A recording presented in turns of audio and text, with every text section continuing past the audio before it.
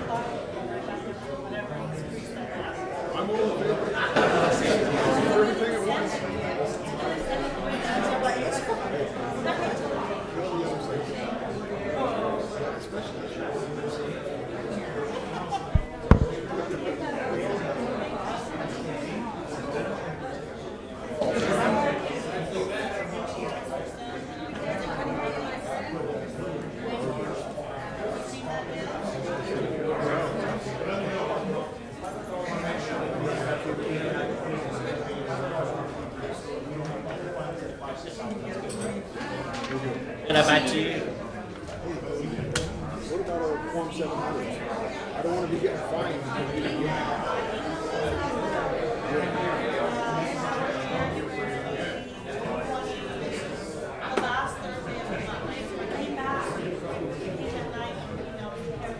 I swore I looked at my email last week.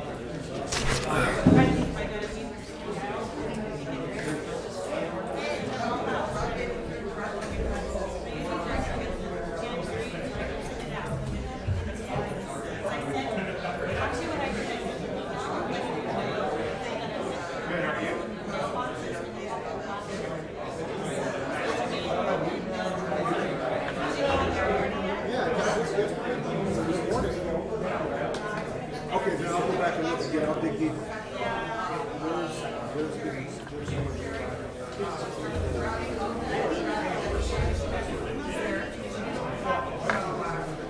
When's it due?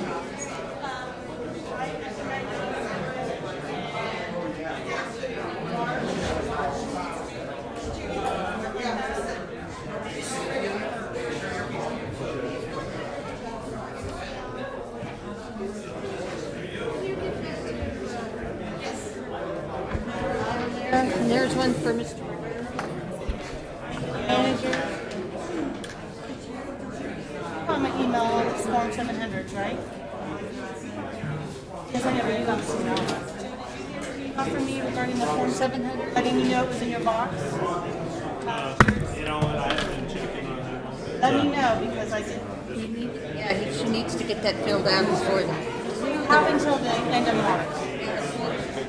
Political preference.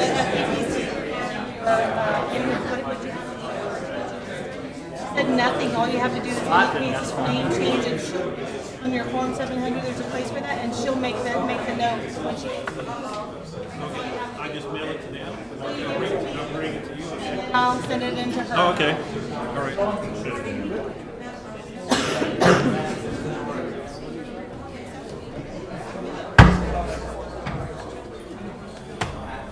They're here for a class. Okay. Okay. Okay.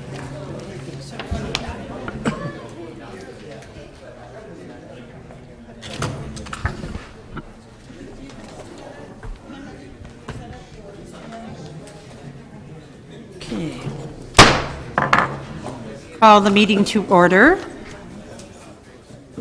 of the City of Atwater City Council and successor agency to the Atwater Redevelopment Agency, February 10th, 2014 at 6:01. Would you please stand for the Pledge of Allegiance led by Councilman Joe Rivero, and please remain standing for the invocation.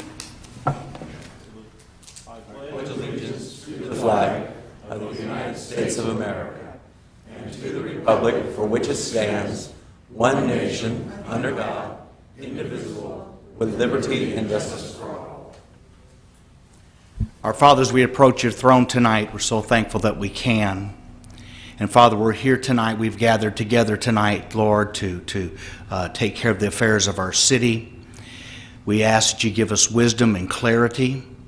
We also pray for our officers, our police that are patrolling now. Protect them, build a hedge around them. We also pray that you be with the families as well. Be with our firefighters as well, Lord. Protect them. We thank you for this time that we can come. And Father, we ask that everything that we say and do tonight would be that to glorify thy name. For we do ask it in Jesus' name. Amen. Amen. Amen. Please be seated.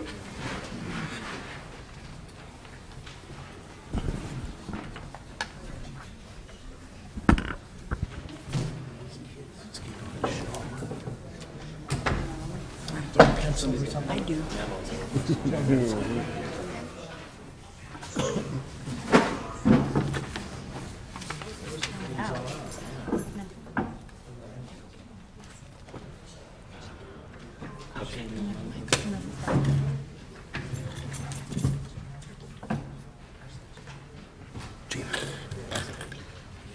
Before we begin, Thank you. Before we begin the regular session, I would like to take this opportunity to thank Mayor Pro-Tem Mooneyham for taking over the last City Council meeting. So thank you very much. I appreciated that. Roll call. Berkman, Here. Mooneyham, Here. Jeff Rivero, Here. Joe Rivero. Here. Fall. Here. We have a quorum.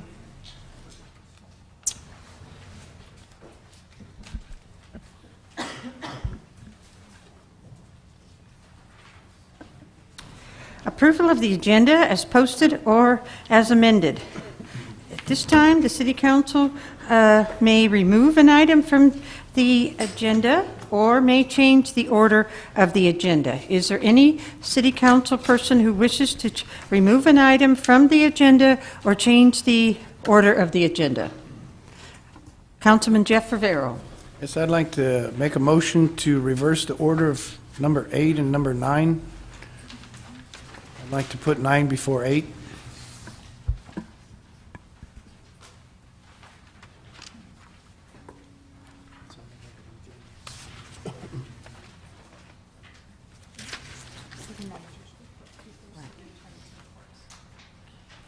You wish to reverse the item number 9 to, and then so 9 would come first, followed by then 8. Is that correct, sir? Yes, ma'am. Okay. Is there a second to I'll that? second it. Seconded by Mr. Joe Rivero. Are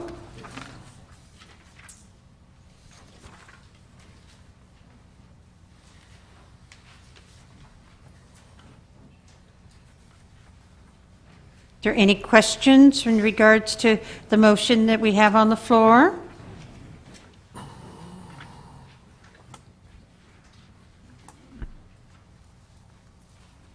Okay, then I'll entertain a motion.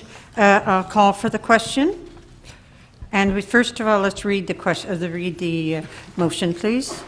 The motion is to reverse items 8 and 9, so it'd be city manager reports first, followed by city attorney's reports.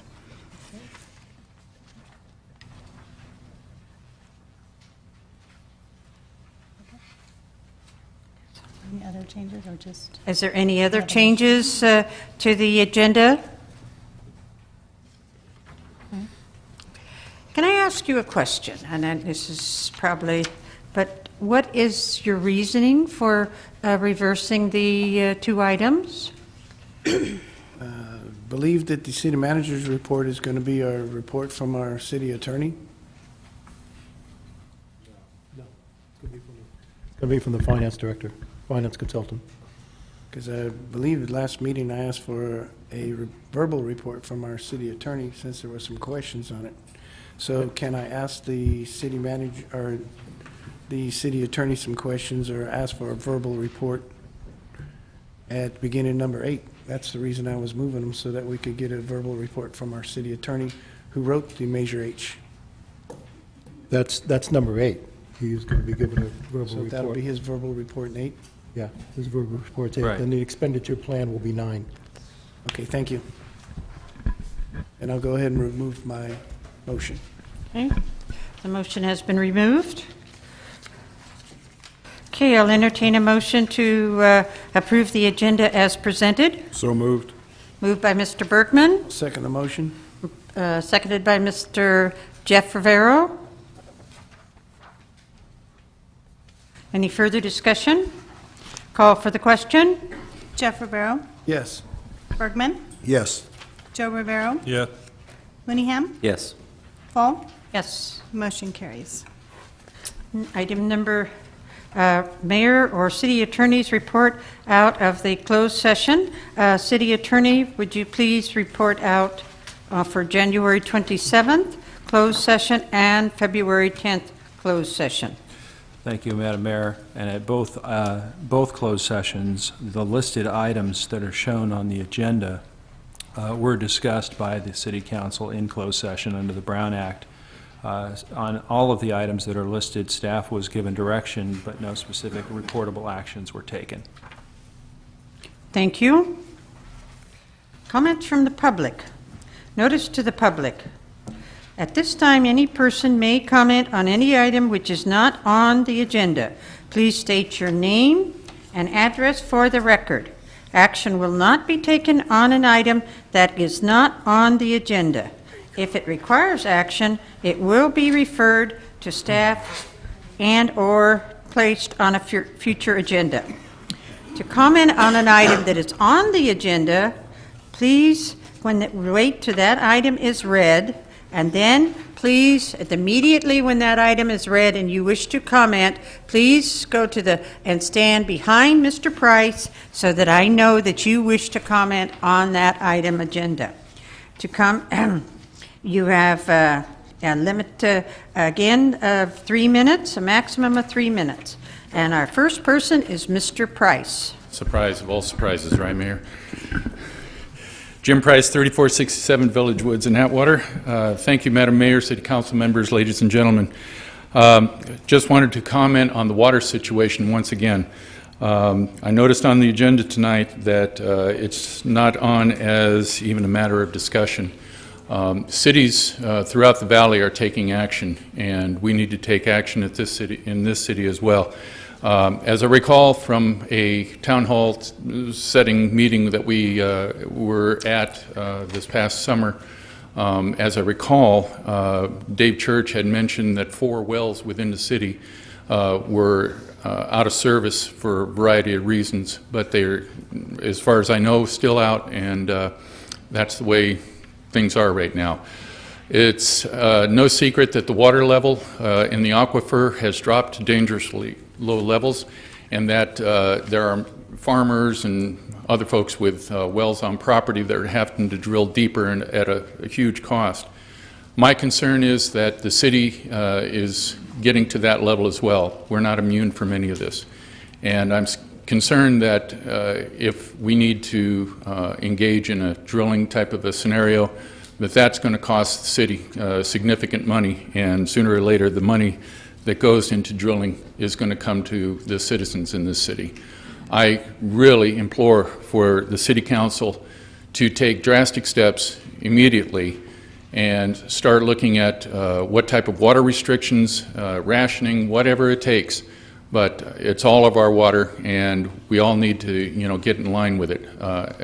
One last comment to it is, I recall in the early 90s when we were in drought conditions then as well, and the city put on some restrictions. And one of the things that disturbed me was I lived right down the street from Atwater High, and Atwater High was blasting their sprinklers hard, and water running down the street. And I reported it to the city, and I was told they have their own well, so they can run their own water. Well, it's not their own water, it's our water. And I hope that the school district will take a hard look at that along with the residents and save what precious little water we have left. Thank you. Thank you, Mr. Price.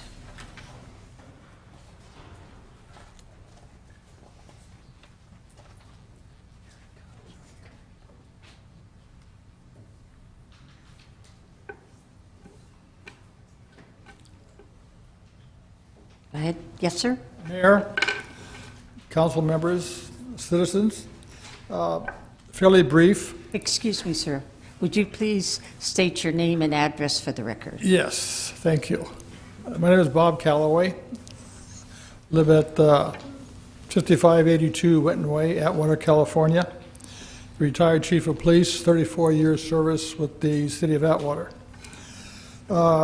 We've been having dialogue about the oversight committee, and the term keeps coming up about the meetings that the oversight committee supposedly was involved with were illegal, according to the Brown Act. And then we got into some dialogue about a new fire department being shown by our fire department. Some citizens that I'm aware of went down and looked at this thing, and apparently it was a really nice piece of equipment, and other than looking at it and possibly asking questions about it, there was some kind of comment made about this was another violation of the Brown Act. Well, what I'd like to present to the people that are questioning this, the legality of it, I wish they would take their evidence and take a trip to Merced and present it to the Merced County Grand Jury and get a ruling from those folks to see if some of these incidences are either legal or illegal, or if it's just frivolous information that's trying to be gathered. And I think that they'll come to find out that there has never been a violation of the Brown Act by our Oversight Committee. Thank you. Thank you. Mr. Calloway, next, please.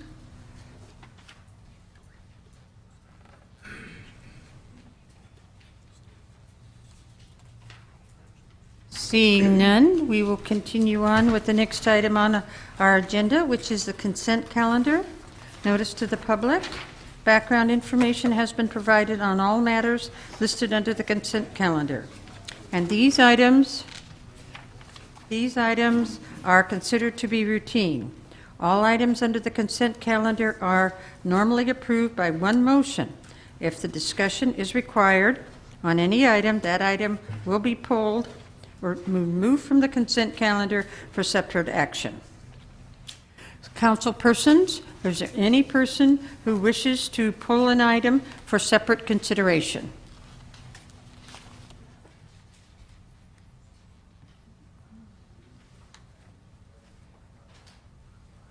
Seeing none, there is no persons that, council persons who wish to pull an item from the consent calendar for separate consideration, then I'm going to ask the public. Is there any person in the public who wishes to come forward and comment on any item that is on the consent calendar? And who I'm looking for is my item number 7, and I hope this young man who's coming forward is from the Atwater Youth Baseball. Oh, good. So, sir, would you talk to us about requests from the Atwater Youth Baseball and softball and t-ball for your opening ceremonies on the 22nd, sir? Madam Mayor, City Council members, my name is Michael Barnett. I live at 5456 West Mercedes in Winton, California. I am the new president of AYB, and I'm just looking to hopefully get our opening day approved by the City Council. I just want to be, on behalf of the City of Atwater and the City Council, thank you and your organization for a continuous support to our youth of the City of Atwater.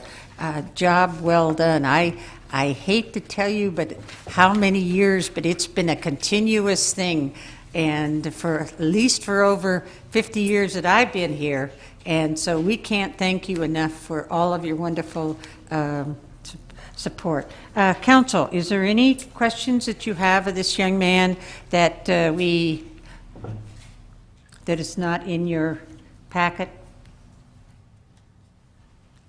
Then I'll entertain a motion to approve Mr. Joe Rivero. I'd like to make that motion to approve. I know that AYB has done an outstanding Okay, job. pardon me, sir. Can we make a motion to approve the entire consent calendar? On the entire consent Yes, calendar. thank you. And I'd also like, if you wouldn't mind, if you could state some of your board members, because I know they put a lot of time into, if you could just share with us who the board members are. I'm the president. Kevin Campadonica is our VP1. Tyson Williams is our VP2. My wife, Stephanie Barnett, is our VP3 and our secretary. We've got 15 board members, so. Thank you. I want to thank them for all they've done. Yes. Thank you. Thank you. Second We have a motion. We need a second? I'll second. Second. Thank you, Mr. Berkman. I'll call for the question. Joe Rivero, Yes. Berkman, Yes. Jeff Rivero, Yes. Mooneyham, Yes. Fall. Yes. Motion carries. Thank you again. Job well done, and we'll you. be there on the 22nd. Thank you. City Attorney reports. Item number A, composition of the Measure H Oversight Committee. Thank you, Madam Mayor. I was asked to interpret the term official as used within the Measure H ordinance, and whether or not that included members or appointees who serve without compensation on boards or commissions of the city of Atwater, and specifically in this instance, the Recreation Commission and the Planning Commission. And as I interpret the ordinance, as it was adopted by the voters and has been implemented by staff in the time since the enactment of the ordinance, I believe that the term official means any person who is not an employee but who performs the duties and functions of an employee in the city of Atwater for compensation under some sort of an outsourcing agreement. Examples of that would include our current finance director and our current fire chief. In some communities, the building official, the person responsible for signing off on building plans and buildings themselves, is also outsourced. In some cities, the city engineer is outsourced. And outsourcing is a current trend and certainly a current reality in the government, in local government. So when we were drafting the ordinance, our intent was to try to put together a comprehensive list of those who could not serve on the Oversight Committee. And if you look at the definitions, the four classifications in Measure H that are not eligible to serve on the Oversight Committee, they include employees, officials, contractors, and vendors. What do all those positions have in common? They all have in common the fact that they receive compensation for their services. And so our intention in drafting the term official was not to use the term public official as is described in the Brown Act, but actually to use a different term, which is official. That's our interpretation of the ordinance. That was the intent behind it. I think it makes the most sense under the circumstances. But to the extent there is any confusion or controversy or council feels it needs to be clarified, staff would just note that there is an agenda item coming up at the next or the following meeting to expand the number of persons serving on the Oversight Committee from 5 to 7. This, again, is something that the council can adopt if it chooses. And while they're at it, we thought if that was the case and council felt it wise, we could more officially define the term, more predictably define the term official within the ordinance and clarify that so that there's no further confusion in the future. So that's the report. That's the interpretation that's in your packet. I'll submit it for the record and be available to answer any questions of the council. Any questions of the city attorney? While you're thinking of one, I'm going to invite Mr. Price to come forward. Thank you again, Madam Mayor, City Council members. Jim Price, 3467 Village Woods. With respect to the council's interpretation, I respectfully take exception. But under your interpretation for compensation, the Planning Commission members are compensated. So Planning Commission would fall under your definition. I would also like to point that as you define an official for the city, commissioners, to me, should be falling into that category. And the reason I say that, one of the reasons I say that is I point to this piece of paper here, which has City of Atwater logo on the letterhead, and it is the oath of office for public officials and employees. Public officials are also included as commissioners. If you take an oath of office, your oath of office makes you an official representative for that entity. And to me, the City of Atwater, if you're administering an oath of office for a traffic commission or planning commission, whatever, then you become an official for the city. Simple as that. I'd also cite California Government Code 82048, where it defines public official, means every member, officer, employee, or consultant of a state or local government. That to me also brings it into play. It's not my intention to continually, come for some kind of resolution to this, because I want to see somebody thrown off of the Measure H committee, a personal vendetta, or grandstanding. This is merely to get it right. We're talking about transparency in this committee. We owe it to the citizens. They voted for Measure H. They put it in play, and the Oversight Committee was part of that. And it is up to us, it's incumbent on the city to make it right. And if the members are all in line with this, fine. But we have, right now, in my mind, a dispute as to the validity of what official is. And an official, in my mind, is, as I've said, somebody that takes a oath of office. You need to sum it up, Mr. Price. Plus, any compensation. 30 seconds. We can look at city council. City council doesn't get compensation, although they could reinstate it. But city council members are not compensated. I think you would fall under the category of an official. Thank you. Thank you. Is there anyone else who wishes to come forward and speak on this item?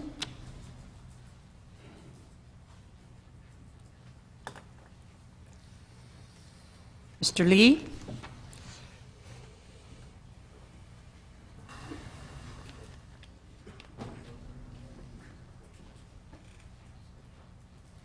Eric Lee, 1199 Atwater Boulevard, Atwater. Madam Mayor, Council, members of the audience. I must admit I am a bit confused, which isn't abnormal for me, but when I was appointed to Parks and Rec, I was also a sitting member on the Citizens Advisory Commission for Redevelopment and also for the Oversight Board for Redevelopment. I recall I raised my hand on all three of those commissions, and that was not a problem. This seems to have cropped up since the second meeting of the Oversight Board. I don't know why, but apparently we need to decide what official means. There's some people that are disagreeing with the city attorney on what his definition of official is.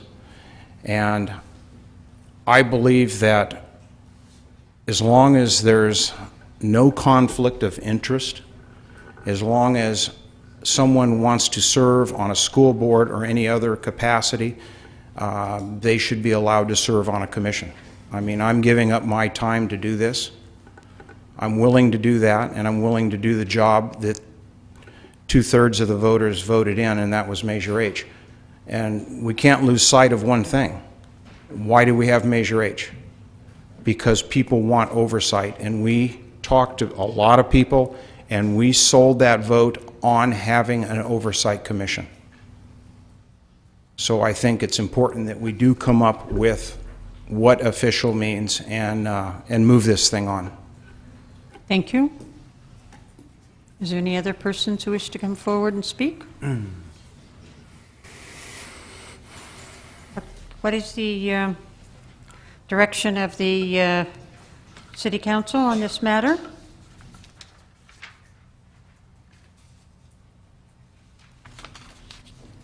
I think that I would like to direct the city attorney to possibly bring this back on February 22nd, I think you said, 24th, thank you, with some type of direction and make it a part of an official part of our commissions, because according to our commission handbook that we have no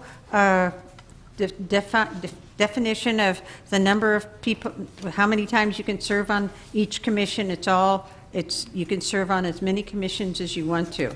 But I think maybe we need to get the word official taken care of, so we're all using the same terminology, because my definition of official is different from somebody else's. So I think the main thing is we want to get it clear and concise so we can move on, because this Measure H is such an important thing, and we just again want to thank the citizens for help supporting Measure H, and we want to make it as transparent as possible. Mr. Jeff Rivero.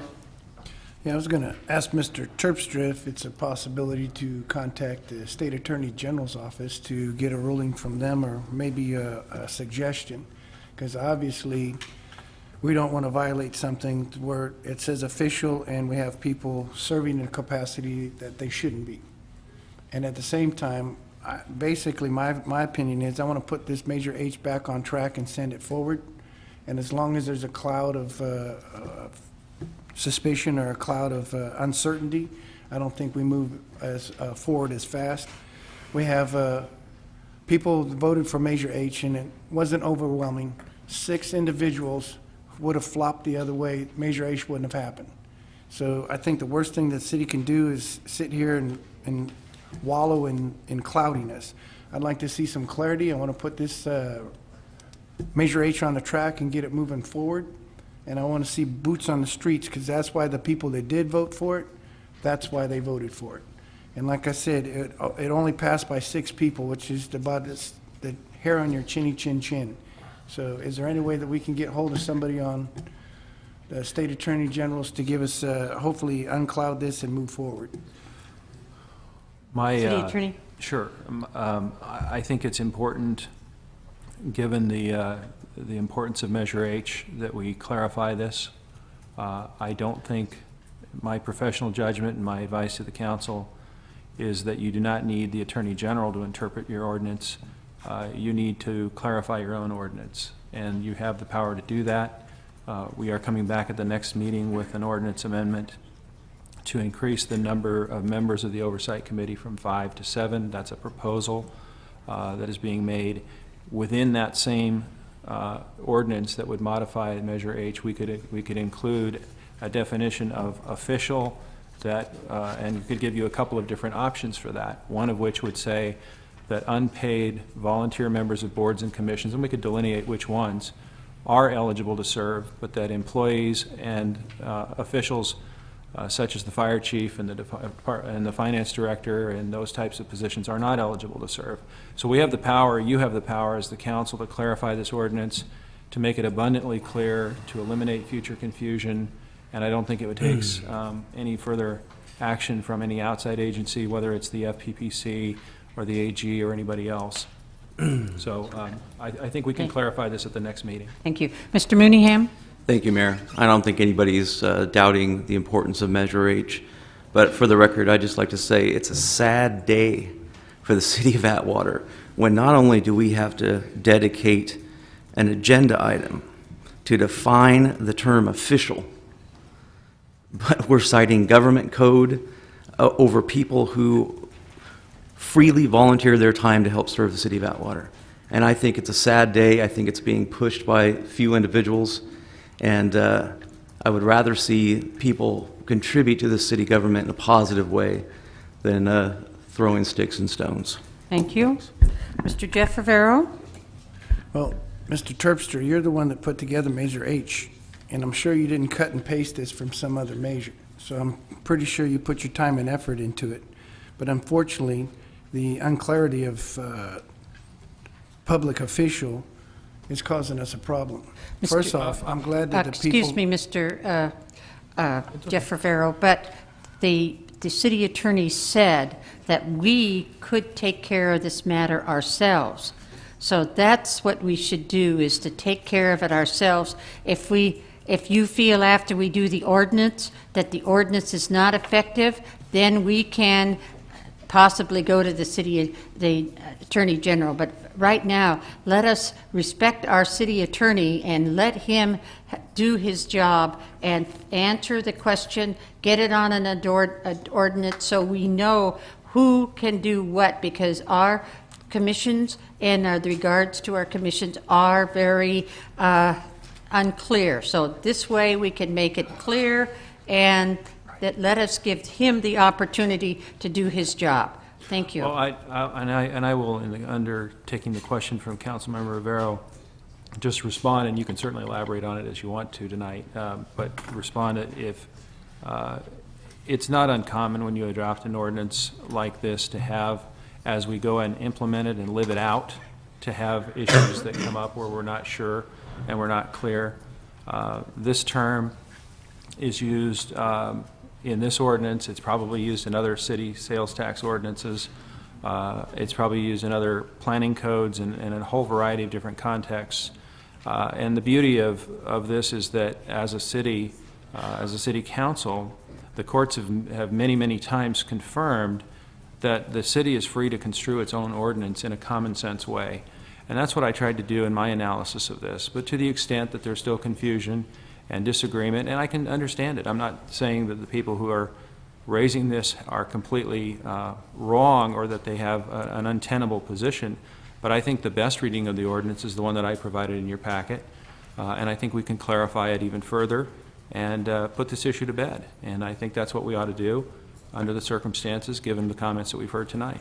But again, if you have other direction, that's why I'm here, is to take that direction. I'd like to make a motion that we direct the city attorney to review the ordinance and bring the ordinance up to date so we have the proper wording and the proper clarity to this ordinance, and so that we can bring it back to and work with it on the 25th of February. 24th. Is 25th? No, 24th, I'm sorry. Is that correct? Is that with all that you needed, the direction on that? Yeah, I just want the council to accept the report and then Right. move forward with the bringing back the ordinance. But again, at this point, maybe before there's a motion, I don't know that we've had public comment on this particular item, or have we? Oh, I guess we no, have. we have a lady right there, and so can I get a second on my motion now, before I've got a motion on the floor without a second? Yeah, you want to second second that Yeah, motion? a Thank second. you. Okay, thank you, Mr. Berkman. Now, Mrs. Bowling. Judy Bowling, 137 Judy Drive, Atwater, California. Now, a lot of people worked really hard, and it doesn't matter if it was only 6. We did it. We promised them, and everybody that is on that committee wants to see that what is right is done. I don't think that people are trying to make trouble, per se. I think that they want it done right. I know that Sacramento level, I know that at a national level, and I know many towns surrounding here, that if you are sworn in with an oath, you don't sit on other committees. And there's a lot of chatter about that. That if you're sworn into a position, that's what you do. You don't have 3, 4, or 5. And I think that if there's something that is in writing, like Mr. Price had said, I think that needs to be looked at. You know, I'm not supporting Jim. I'm an independent thinker, have my own opinion. I just want to see it move forward. It's embarrassing, and to a daily basis to hear about it, that people are doing things wrong. Nobody's done anything wrong. There was a screw up in a meeting, period. and it was quickly canceled. End of story. So at this point, there's nothing that we've really done wrong, but we do need to get it right and go forward quickly if we could. Thank you. Thank you. Does anyone else who wishes to speak? Madam Mayor, before you take the vote, I do want to clarify that part of your direction to me, as I understand it, is to bring back a definition of the term official. And it's my intention to bring back a definition, more than one definition, so that the council can make the policy decision of whether they want members who serve on other boards and commissions to be able to allowed to serve on the Oversight Committee. That's a legitimate policy question that the council needs to decide. And so my definition, I've provided you what I believe is the best definition, the most consistent definition under the ordinance as it's currently drafted.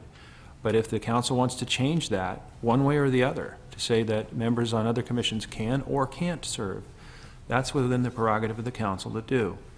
And that's what I'm going to bring back to you at the next meeting, so that it's not to take one side or the other, it's just present both options to you and let the council pick which direction they want to go so that we can get clarity on this issue. Okay, Mr. Jeff Rivero. And I'm just trying to be clear that the people that volunteered to be on Measure H that the chief picked are qualified people. And basically, they're caught in this crossfire. And I want to see some clarity to it because, like I said, it's time to put it on the track and move it forward. And like I said just a second ago, or a few minutes ago, that this passed by 6 individuals, which means that it was borderline of passing. So it's important to the people, especially to myself, that it is done correctly, it's put back on track, and we get boots on the street.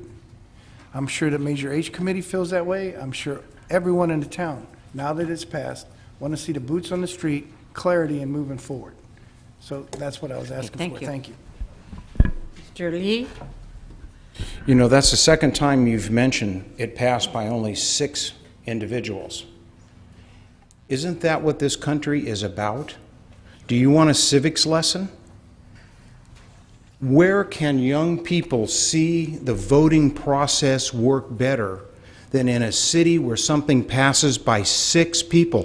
Think about that. My vote's not important. It was very important. And those 6 people think their vote was very important. We shouldn't forget that. And don't blow that off. 6 people. Oh, it barely passed. That was a big, big deal, sir. And I think it's very important for the people of this community to know that. And I don't agree with that. Thank you. Mr. Jeff Rivero, and then... And that's exactly what I'm trying to explain, that it was very close and that everybody's basically paying attention because they want to see the Measure H funds spent on boots on the street. Every person's vote counted. This was extremely close. So it's important that you get the job done right. So even the people that voted no on it can look at it and say, you know what, I was against it, but this thing's moving in the right direction. I think, that's what I want to right. see. I think you both are coming from the same, agree on the same thing, but maybe coming from different directions. But like every vote counts, and so we really appreciate the fact that the importance of every person going out to vote at every election, because if it maybe will only pass by 1 vote, but that's the most important vote. With that, I'm going to call for the question, and I want you to repeat the motion, please. The motion is to direct the city attorney to bring recommended amendments to Chapter 3.45 regarding the definition of official to the February 24th, 14 City Council meeting. Okay, thank you. Call for the question. Berkman? Yes. Jeff Rivero? Yes. Joe Rivero? Yes. Mooneyham? Yes. Fall? Yes. Motion carries. City Manager's report, verbal report regarding Measure H, revenue and expenditures. Mr. Zanoni and Mr. City Manager Pietro. Thank you, Madam Mayor. Mayor and members of the council, for the audience in the back, there's a 3-page expenditure plan that's in the back. If you don't have one, grab it. I will let you know that currently we've only received 3 checks in to the tune of $541,000. And I'll tell you what, it appears that we were overpaid. Go figure. When we first got our check in at $162,000, I'm all excited, I'm figuring we're going to get that, every month, which would give us about $1.8, $1.9 million. Obviously, that's not the case, and the finance consultant will go ahead and explain the current expenditure plan, which can be amended and modified at any time with council's approval. Bill, it's all yours. Good evening, Madam Mayor, members of the council. I'm Bill Zanoni, finance consultant. What I've handed out to you and what's in the back are a couple of pages with some information on Measure H. And just for a quick overview, Measure H was approved by the voters in March of 2013. It became effective on July 1st of 2013. And Measure H is a 0.5% sales tax. So in the city of Atwater, the sales tax rate went from 7.5 to 8% on July 1st.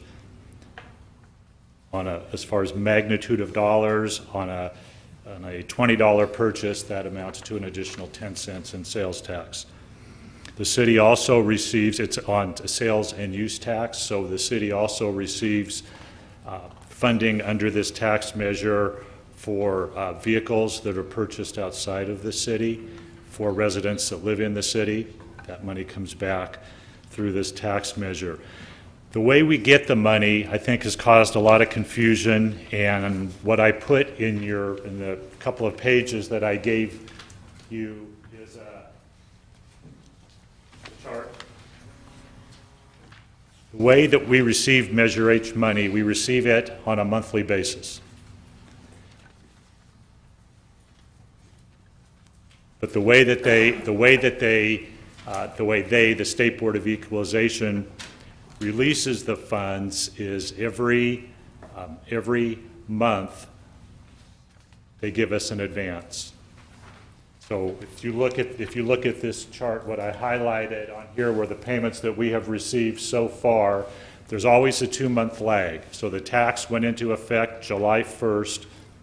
The city received its first payment in September, and that was for the first payment for that quarter, the July, August to September quarter. So there's always a 2-month lag when we receive a payment, and then once we start to receive payments, we receive 3 advances in each quarter and then a true-up in the 4th month. So, for example, in September, the check that we received in September was the first advance for the 3rd quarter of the 2013 calendar year. The check we received in October was the 2nd quarterly advance, and the check that we received in November was the 3rd quarterly in advance.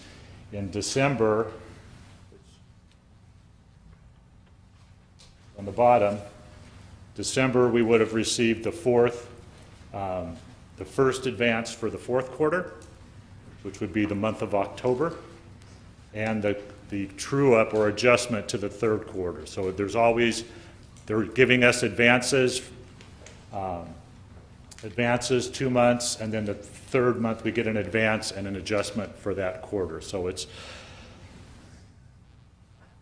confusing, but that's the way that they process the payments. What happened for the city of Atwater, and I didn't include this in your packet, but I've got copies that I can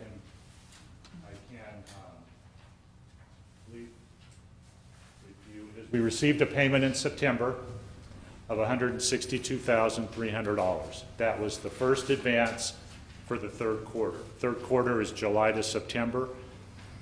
Remember, this went into effect July 1st. In October, the city received another check for $162,300. That was the 2nd advance for the 3rd quarter. And then in November, the city received a 3rd check, which was in the amount of $216,400, and that was the 3rd advance for the 3rd quarter. And with the way that the State Board of Equalization calculates those advances based on what they think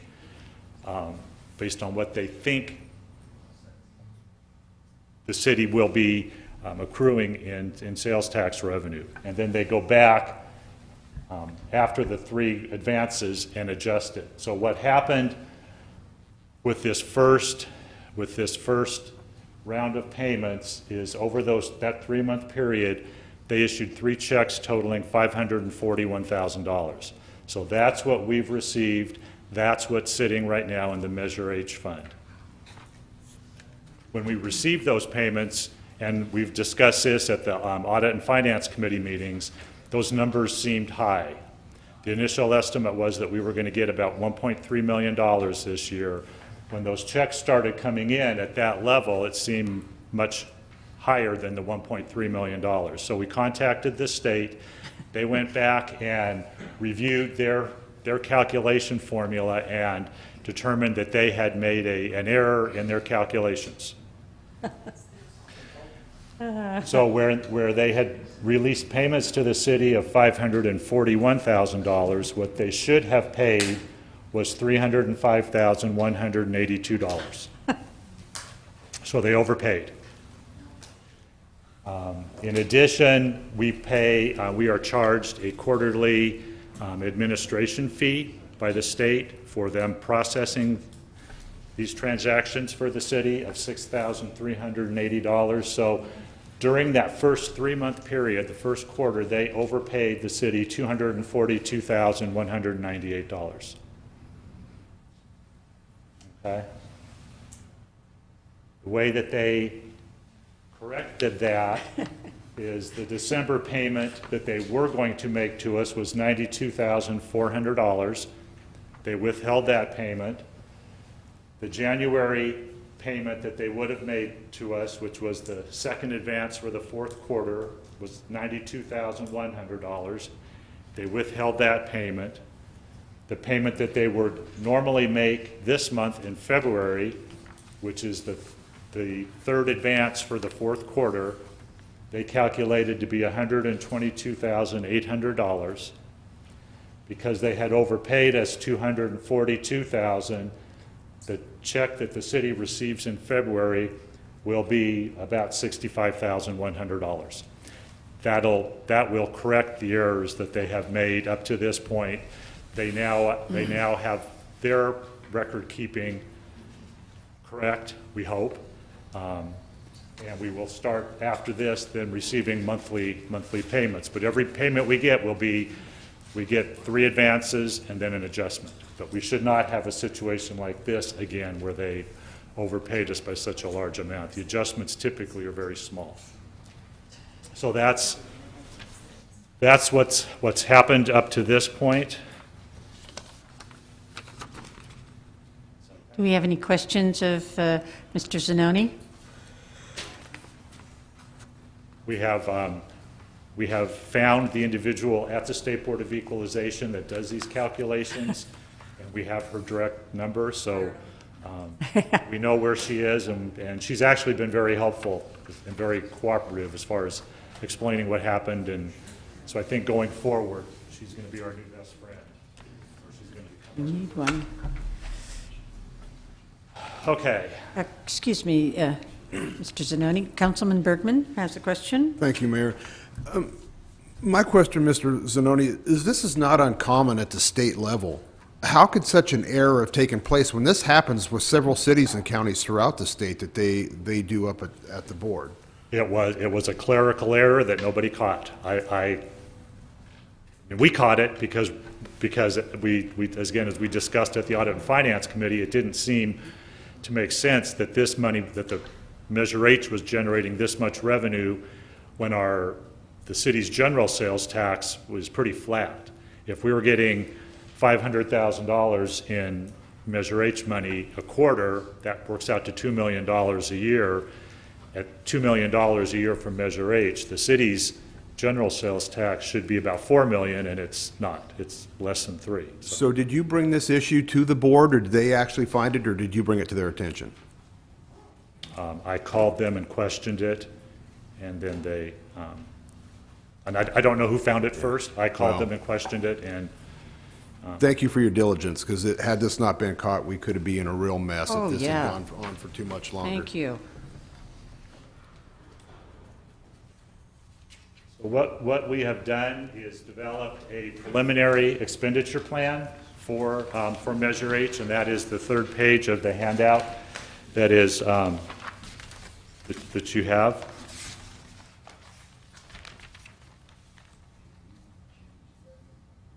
The goal of Measure H, I believe, was to enhance public safety services in the city of Atwater. Our sales tax projection for fiscal year 13-14 is about $2.6 million. Right now, we are projecting sales or Measure H revenue of about $1,350,000 this year.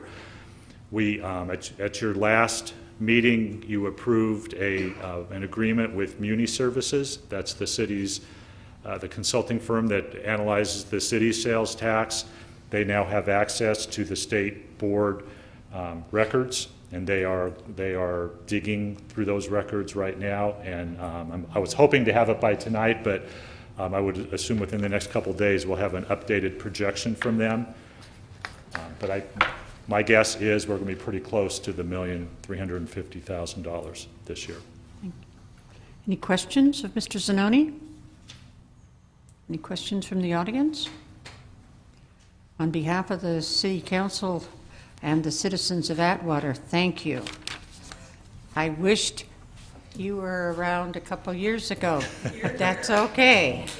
Thank you, Mr. Zanoni. I just want to compliment this young man on the outstanding service that he has given to the city of Atwater in his diligence, and just goes above and beyond. And this young man has to drive 2.5 hours home tonight, so we just cannot thank him enough for what he's given to the city of Atwater. He's brought us back to stability. With that, if there's no other questions, I'm sorry, Mr. Jeff Rivero, Councilman Rivero. I was going to ask the city manager, chief of police, to give us a quick timeline. I know we can't hold you down to exact dates, but a timeline of when we'll be able to get these police officers on the street. Well, first of all, Councilman Rivero, you, with the uncertainty of what we're getting, it was kind of hard to go ahead. Nobody wants more police officers on the street except for me. I mean, I'm the biggest supporter of that, and I'll do that as soon as we can clear the issues up with the State Board of Equalization, which Bill has done. And hopefully we'll start a timeline here within the next 30 days. We'll open up applications. You're looking anywhere between 45 to 60 days after testing. Backgrounds take a good 30 to 45 days. So we're going to start opening up probably within the next 30 to 45 days applications, and we're going to go for 2 right now. Then as we clear up some of the issues with the State Board of Equalization to find out exactly what we're going to bring in, then we'll move forward with others. So. Did you want me to go through quickly the expenditure plan, or leave that? I'm sorry, I thought you were completed. Go ahead. Go ahead. Anybody have any questions regarding the expenditure plan? Real quickly, we've, in preparation for the upcoming committee meeting, we've put together a preliminary expenditure plan. The 13-14 budget that the City Council adopted in last June assumed revenue of $1,300,000 of Measure H. As part of the year-end, beginning of this fiscal year, we set up a new Measure H fund. So the $541,000 that we've received is sitting in a fund right now, has not been touched. But the budget that was adopted for this year assumed that $1,075,000 of that would be transferred to the police department budget this year. And that will be used to fund labor costs of about $690,000 in police. That's restoring a portion of the compensation reductions that the police department gave up over the last several years, as well as funding for the new positions that are, or the positions that are listed here, a lieutenant, a sergeant, a code enforcement officer, and then some part-time positions. The budget also included funding with Measure H funds for the lease of 5 police vehicles to replace the pretty decrepit, partially replace the pretty decrepit fleet that's out there right now. So what's on this sheet, and I highlighted the $1,075,000, that's what's in the budget right now. In addition, City Manager has recommended adding 2 additional police officers, of about $60,000 if they were here for the last 3 months of the fiscal year. And then the last 3 items on there are costs. These are administrative costs related to the Measure H fund. The first one is an invoice that the city received for $45,000 from the State Board of Equalization, and that's for them to, that's a one-time charge that they are charging the city for setting this program up initially. And then we are billed quarterly $6,380 in administrative charges from the state for them collecting and processing the payments to the city. And then the last item on there is just a small $467. These are costs that the city incurred in a newsletter that was sent out to all the citizens from the city manager explaining Measure H. So with what's right here, we're anticipating revenues of about $1,350,000 this year for the first year, total projected expenditures of $1.2 million, and then an ending fund balance of about $143,000. And whatever is left in that fund at the end of the year will stay in that fund, so that we'll have a clear trail of what the money's being spent for. City Manager Pietro? Bill, do we know when Muni Services is going to be done with the audit? Because I'm still not happy with the numbers. I would hope this week. This week? I'm hoping, yes. Okay. And we I can do- contacted them today, and they were still working on it. Councilman Jeff Rivero? I wanted to thank Mr. Zazzoni and our chief for being diligent about finding out as close as we can for the numbers from the state. And also, I appreciate your caution, because one of the last things we want to do is go out, hire an extra officer, and then find out the state messed up, and then we'd have to let them go. So I appreciate you guys' getting on top of the ball for this one, and your caution. And I know a lot of people have asked me when, so that's why I wanted to make sure that we get it somewhere of a decent timeline, so it looks like in between April and June, possibly, depending on how things roll out with the state. Yeah. Thank you. Thank you. Thank you, Mr. Zanoni. Appreciate the Councilman Pietro? Yeah, if I may, I have to apologize that we didn't get to this sooner. With all the issues we've been having with the Measure H committee, it's taken a time away from other issues, and this should have been brought to you a little bit sooner than this, so I apologize for that. I want to move forward on the Measure H committee. Our next meeting is scheduled for February 27th. That'll be our first meeting, our first official meeting, and I will do some presentations during that meeting along with the finance director. But with the uncertainty, like I explained to you, Councilman Jeff Rivero, I've had to eliminate 9 positions since I was here. I didn't want to eliminate any more. So we wanted to make sure that the money was there, it was going to be there, and now that we find out that, I'm the first one to get up on my desk and start pounding my chest going, oh my goodness, we're bringing all this money in. Well, we were wrong. So I can't let anybody else go. I've done that enough here in the last 2.5 years, and I just have to be sure there's money in there before we hire any police officers. And I know that's a big concern. It's a concern of mine, and I've been approached just probably as many times as you have. So just bear with me, and let's try to get through this.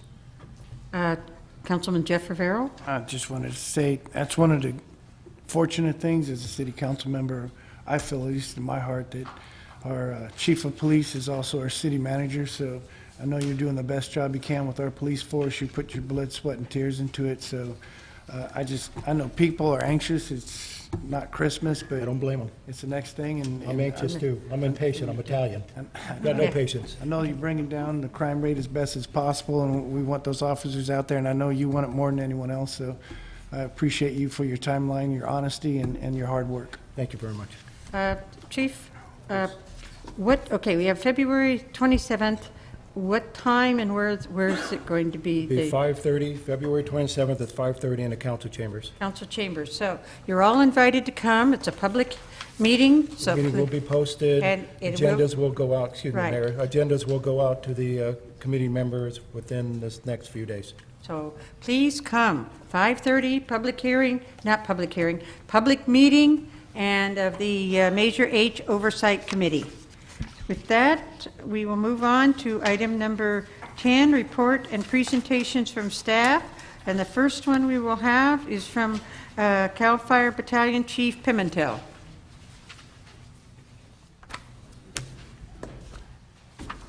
Good evening, Madam Mayor, council members, residents of the City of Atwater. City of Atwater's Fire Department of the month of January ran 4 structure fires, 15 other fires, 11 vehicle accidents, 196 medical aids, 3 hazardous conditions, hazmat incidents, 19 public assists, service calls, bringing a total of 248 calls for the month of January. We've also done some hose testing, probably about 35 hours of hose testing. Business inspections of 25 business inspections we've done in the city this last month. 2 training sessions. Excuse me, sir. Yes, ma'am. We're having a couple discussions, so I wanted everybody to have the fullest attention, Mr. Chief. Thank you, Mayor. Thank you. I didn't want anybody to miss anything. Well, we also have, with our reserve program, we had 209 hours of worked hours for the reserves, and then we also trained them for 11 of those hours. We also started doing some of our hydrant inspections this month. With that, we've actually cut back. We've only done about 4 to 10 inspections this month, just where we're not trying to use the water. We're trying to be conservative of the water. We're just basically checking out the hydrants, but giving a good overview. I've made contacts with ISO this past week and confirmed to them that it will not hurt our ISO rating if we just do a flow test once a year instead of twice a year. So we're going to monitor the actual flow of the water during our hydrant tests this year. So for now, we're just doing a visual inspection, making sure they're will be operable when we do have an incident if that's the case. But if you guys have any questions, I'll be more than happy to answer. Any questions of Chief Pimentel? Seeing none, pardon me, Councilman Jeff Rivero. I was going to ask about the weed abatement. If our prayers are answered and we get the rain that we need, it's obviously going to go a little bit further into the season. So are you taking any steps or measures to account for a possible later rain season? Yeah, we'll, what we do is we have Scott Phillips is my captain in charge of that program. We'll get around the March, May area that he'll start out there looking at some of the weeds. And it's just going to be on a visual inspection on how dry the vegetation is out there and what kind of issues we do have in the city of Atwater. But it'll be an ongoing process, so if it actually draws out longer throughout the months, we'll definitely be out there taking a look at that stuff so we can handle it. Thank you. Mm-hmm. Any other questions of the chief? Thank you very much, Chief, and please send our thanks to your staff. They had a busy month. Yes, ma'am. And we hope that it won't be quite as busy this month, but we don't ever want to say. So thank you again. Thank you very much. Appreciate it. Item number 11, verbal review of the police department's activities and projects for the month of January 2014. Lieutenant Joseph. Thank you, Madam Mayor, members of the council. For the month of January, we had 2,099 calls for service.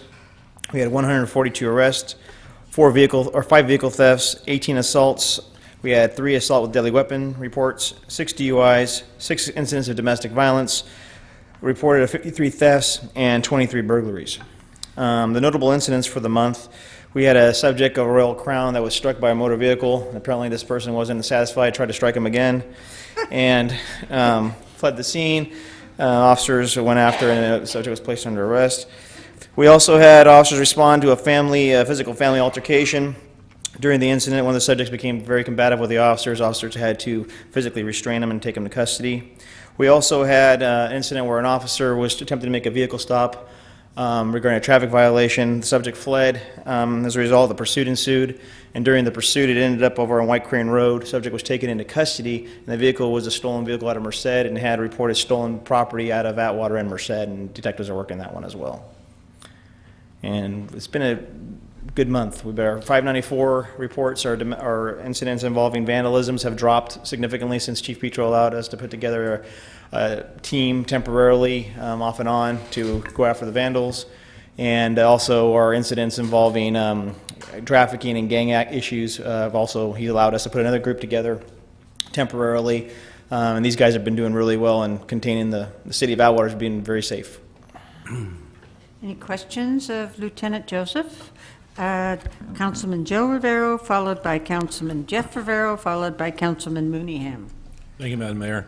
I just want to say I pass this on to all the officers. I was there during the school lockdown in an early morning incident, and the police did an excellent job of protecting all the children, shutting down the streets so they wouldn't be close to the incident that was taking place. Do you want me to talk about that one, or Well, if you'd like to, too. They acted quickly, professionally, and as well as the staff that was there, the yard duty people that made sure the children were in, the teachers that ran door to door, made sure the kids were in the classroom, and as I said, the officers who shut down the streets kept any other families from dropping off the kids, not knowing that there was a major incident taking place. Yeah, that incident, I was going to talk about it next month, but however, it happened this month, and we had an incident where a person attempted threatened his wife to kill her, putting a gun to her head, and left the area, left her alone for a few seconds to attend to some other issues, and as a result, she was able to escape and take the children out of the house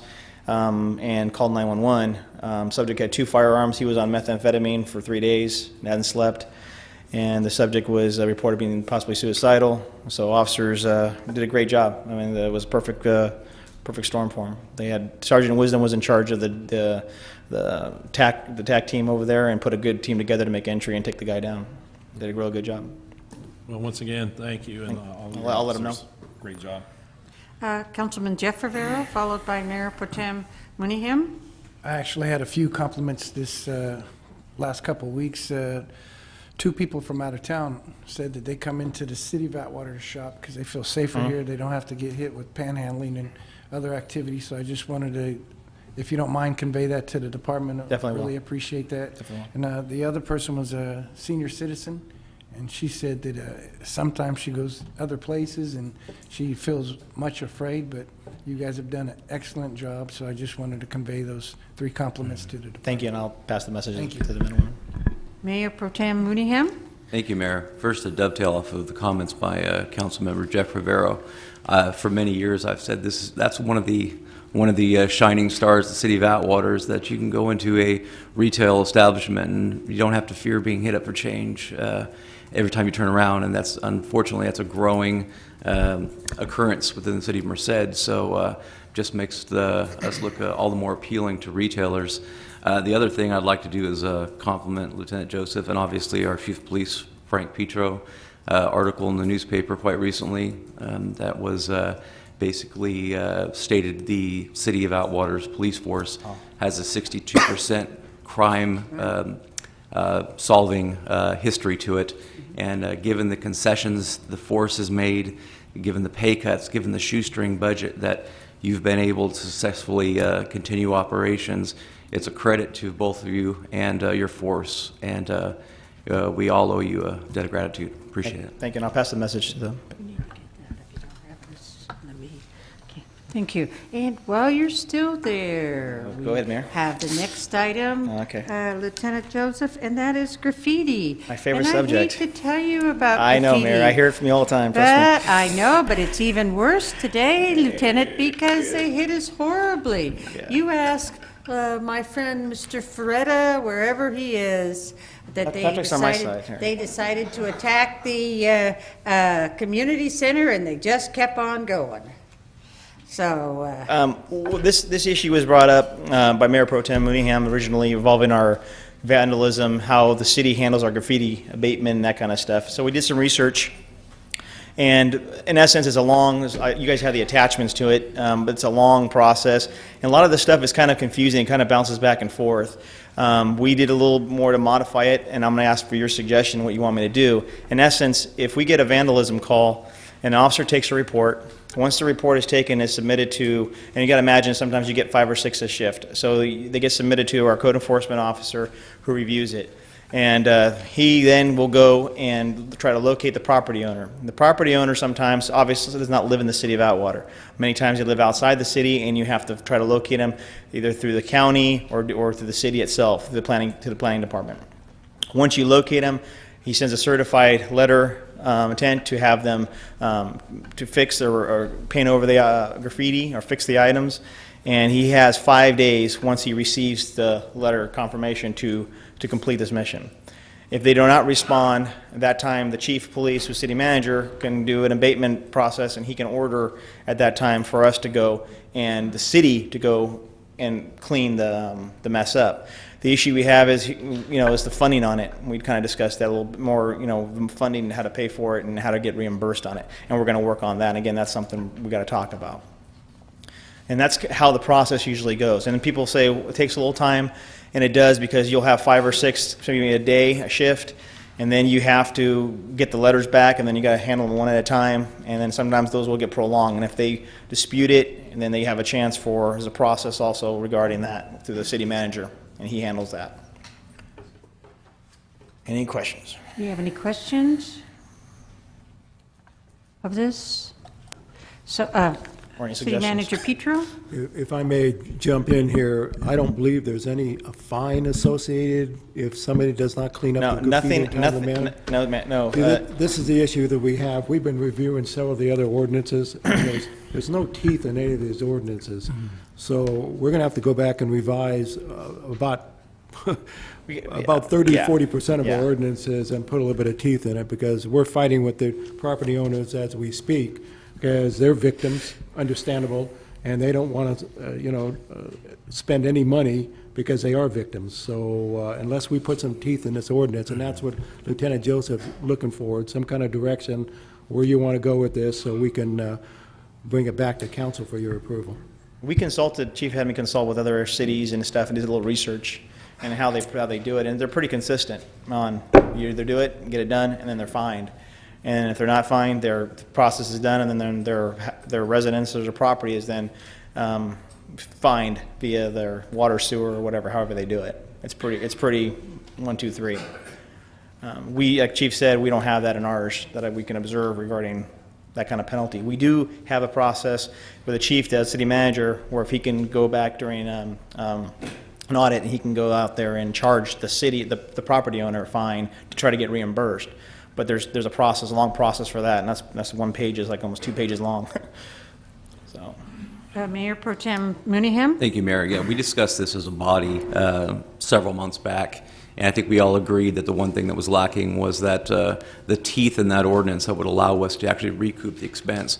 Obviously, we're not going to start doing the abatement process after 5 days and go into our general fund, and we're out, the cost of the abatement. Yeah. So obviously, I just heard you say, attaching their water and sewer. However, that penalizes the occupant, which isn't always the owner. So I think it's worthy of discussion, but we definitely need to enact something, whether it be leaning the property or what have you, to get them to take the abatement process seriously. So yeah, I agree. And do we have a motion or entertain a motion to review the ordinance and put some, there's no use having an ordinance if we cannot enforce it, because the people laugh at us. We already have an incident about some people laughing at us over a problem we have. So, I think if we're going to have, and that's the benefits of living in the city, is we do have ordinances, we do have requirements. If you choose not to follow the ordinances and the requirements, then there's other places. But that's one of the nice things about living in a city, is we do have control over what our city looks like, and we want to make it an inviting place to come. So with that, Mr. Mooneyham, followed by Mr. Joe Rivero. No, I would like to go ahead and give staff direction that they evaluate the different enforcement mechanisms that some of our neighboring communities are utilizing, find out their level of effectiveness, and bring back to council for discussion and possible action, so we can choose a direction and go forward. Thank you. Okay, I'll second that motion, and followed by Mr.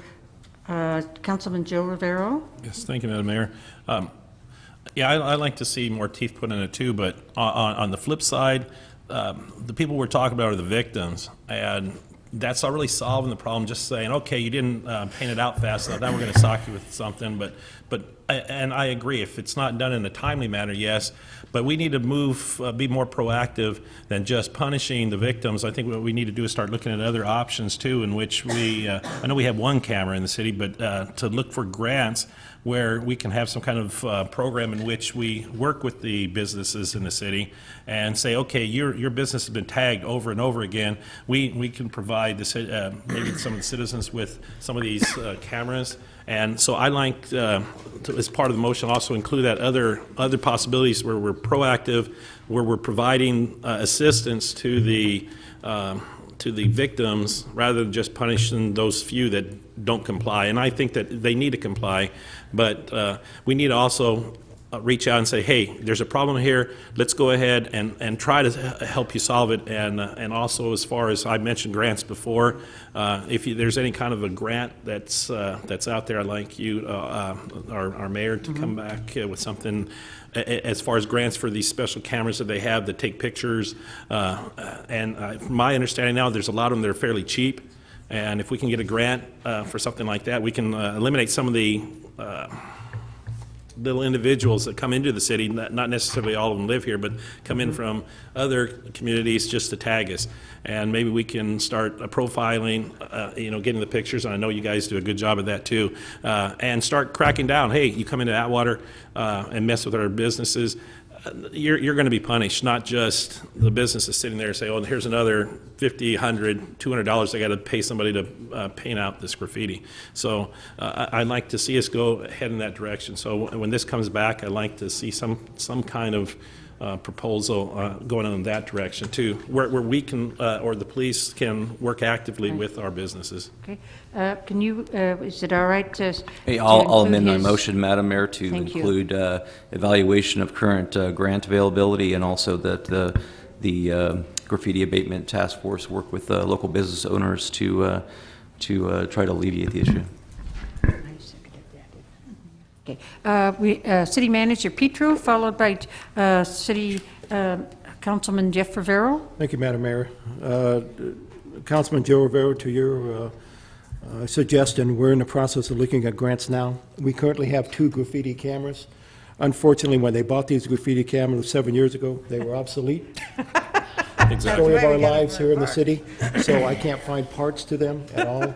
So they're really a waste of time, and when they bought them, they were like $10,000 a piece, and you can get them for a ridiculous. quarter of the price now. Exactly. So I've given direction to the code enforcement as of this morning to research, and there is a couple grants coming up. So yes, we'll get on that, and I'll report back in the next council meeting. Okay, thank you. City, Councilman Jeff Rivero. Yeah, I was going to ask the chief if there's also something you can come up with people that have physical disabilities or senior citizens that may need assistance with the graffiti on their houses. I know that on summer there was a senior citizen that basically had to call her son, and he traveled, I think it was an hour and a half to come down and wipe it off because she was told wipe it or fine, and she was upset about the fine. So if there was something that we could do for circumstances like that to help assist people, I'd like to see that. Yeah, I would, if I may, we have the president of Castle Atwater Kiwanis in the audience, and I would like to see civic organizations along with us get involved in doing things like that. There's a lot of elderly people that can't, go out and take care of graffiti, and we'll be there for them, and the city will be also. I know my dad had, and that's probably back in your time, you remember the graffiti busters.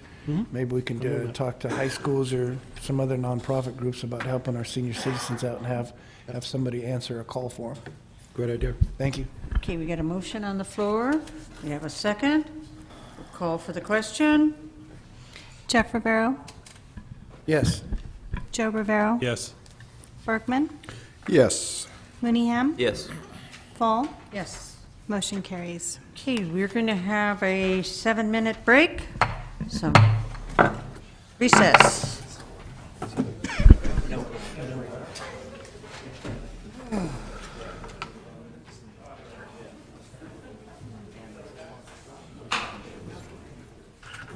watching.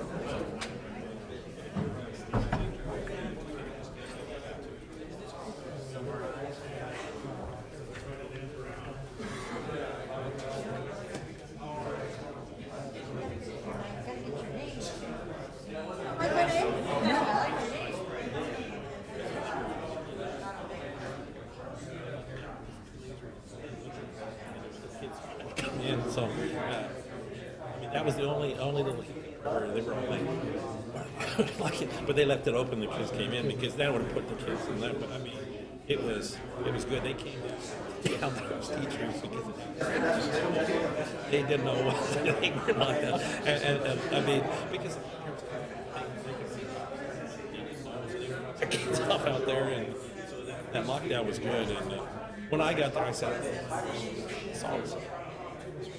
Or my son says, and I said, "Oh, okay."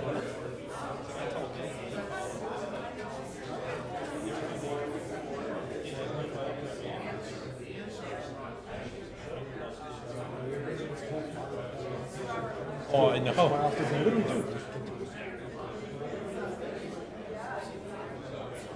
That's good. It's like there was all these cars turning. See, I didn't.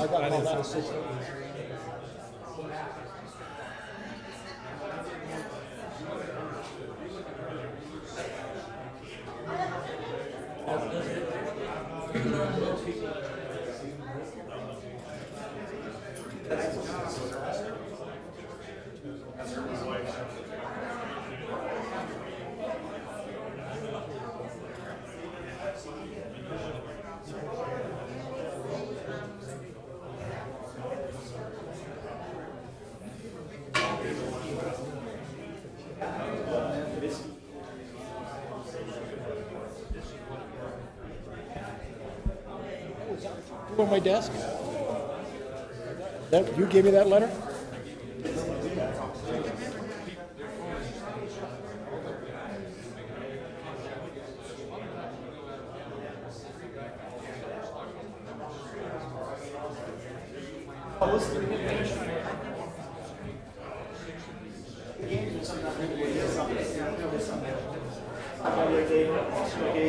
That's a big key.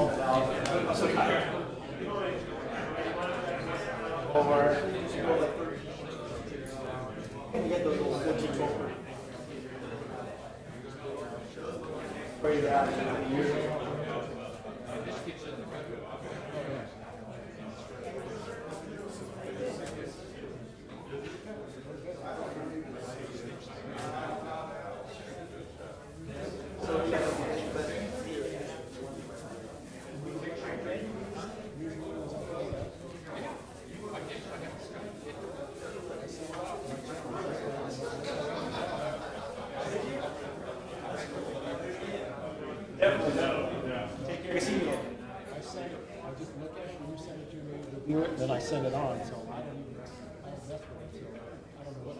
Well, actually, I'm working on water. I'm trying to get Paul to give me some writing from him. I gotta stand up too. You still got time? Well, we traveled the country. How you doing?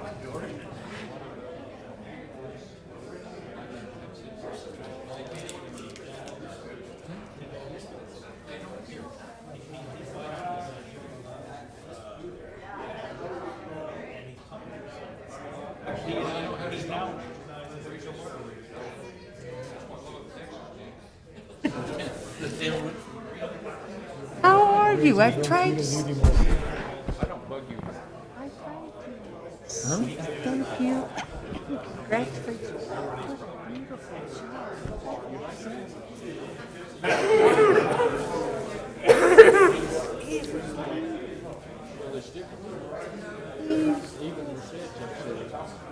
So, They look at theirs. We need to add another thing to your, the March 15th. Okay, I need to have you add, Write it down. seniors, February 11th through March.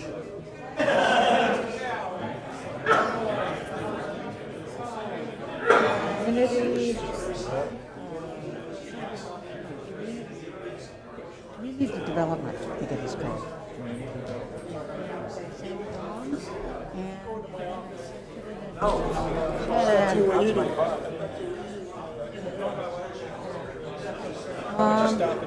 To make it a, they're large objects. Seniors, okay, seniors who do not need someone to pick up their large objects, pick up large objects, they can call this number.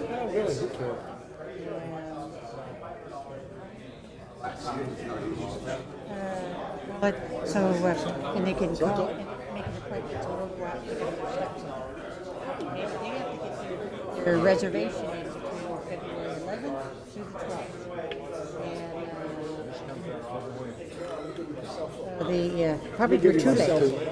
That's all right. If we're too late. If you're too late, you're too late. I'm working in March. Okay. That's all right. I'm going to be mostly working. Okay, that's fine. Just let you know ahead of time. Okay, that's okay. Yeah, that's good. Have you seen the one coming out?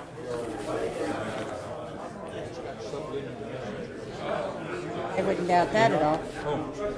Okay, let's get this group going again. Let's call the meeting back to order, please.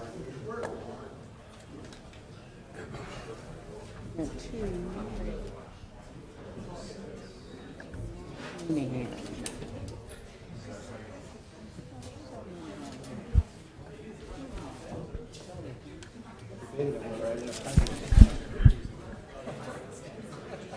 No, I didn't.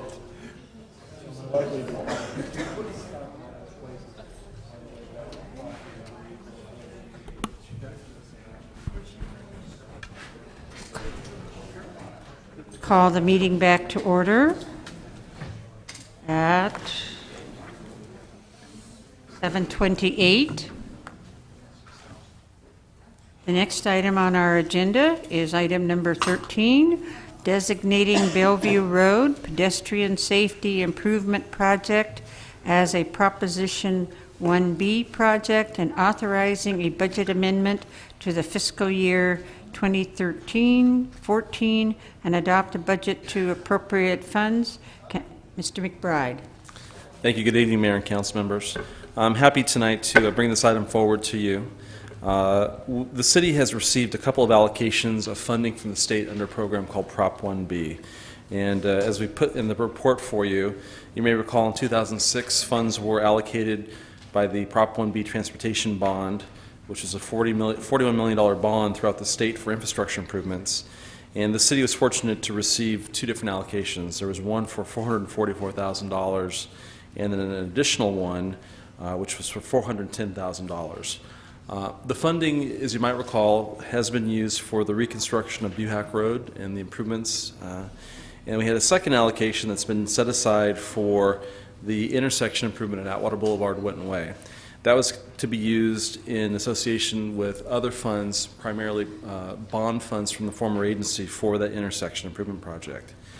As the council is aware, at the last meeting, you did authorize an agreement with UP Railroad to go ahead and proceed on work within the signal right-of-way, specifically the right-of-way owned by the UPRR Railroad, and that would be using a portion of Prop 1B funds.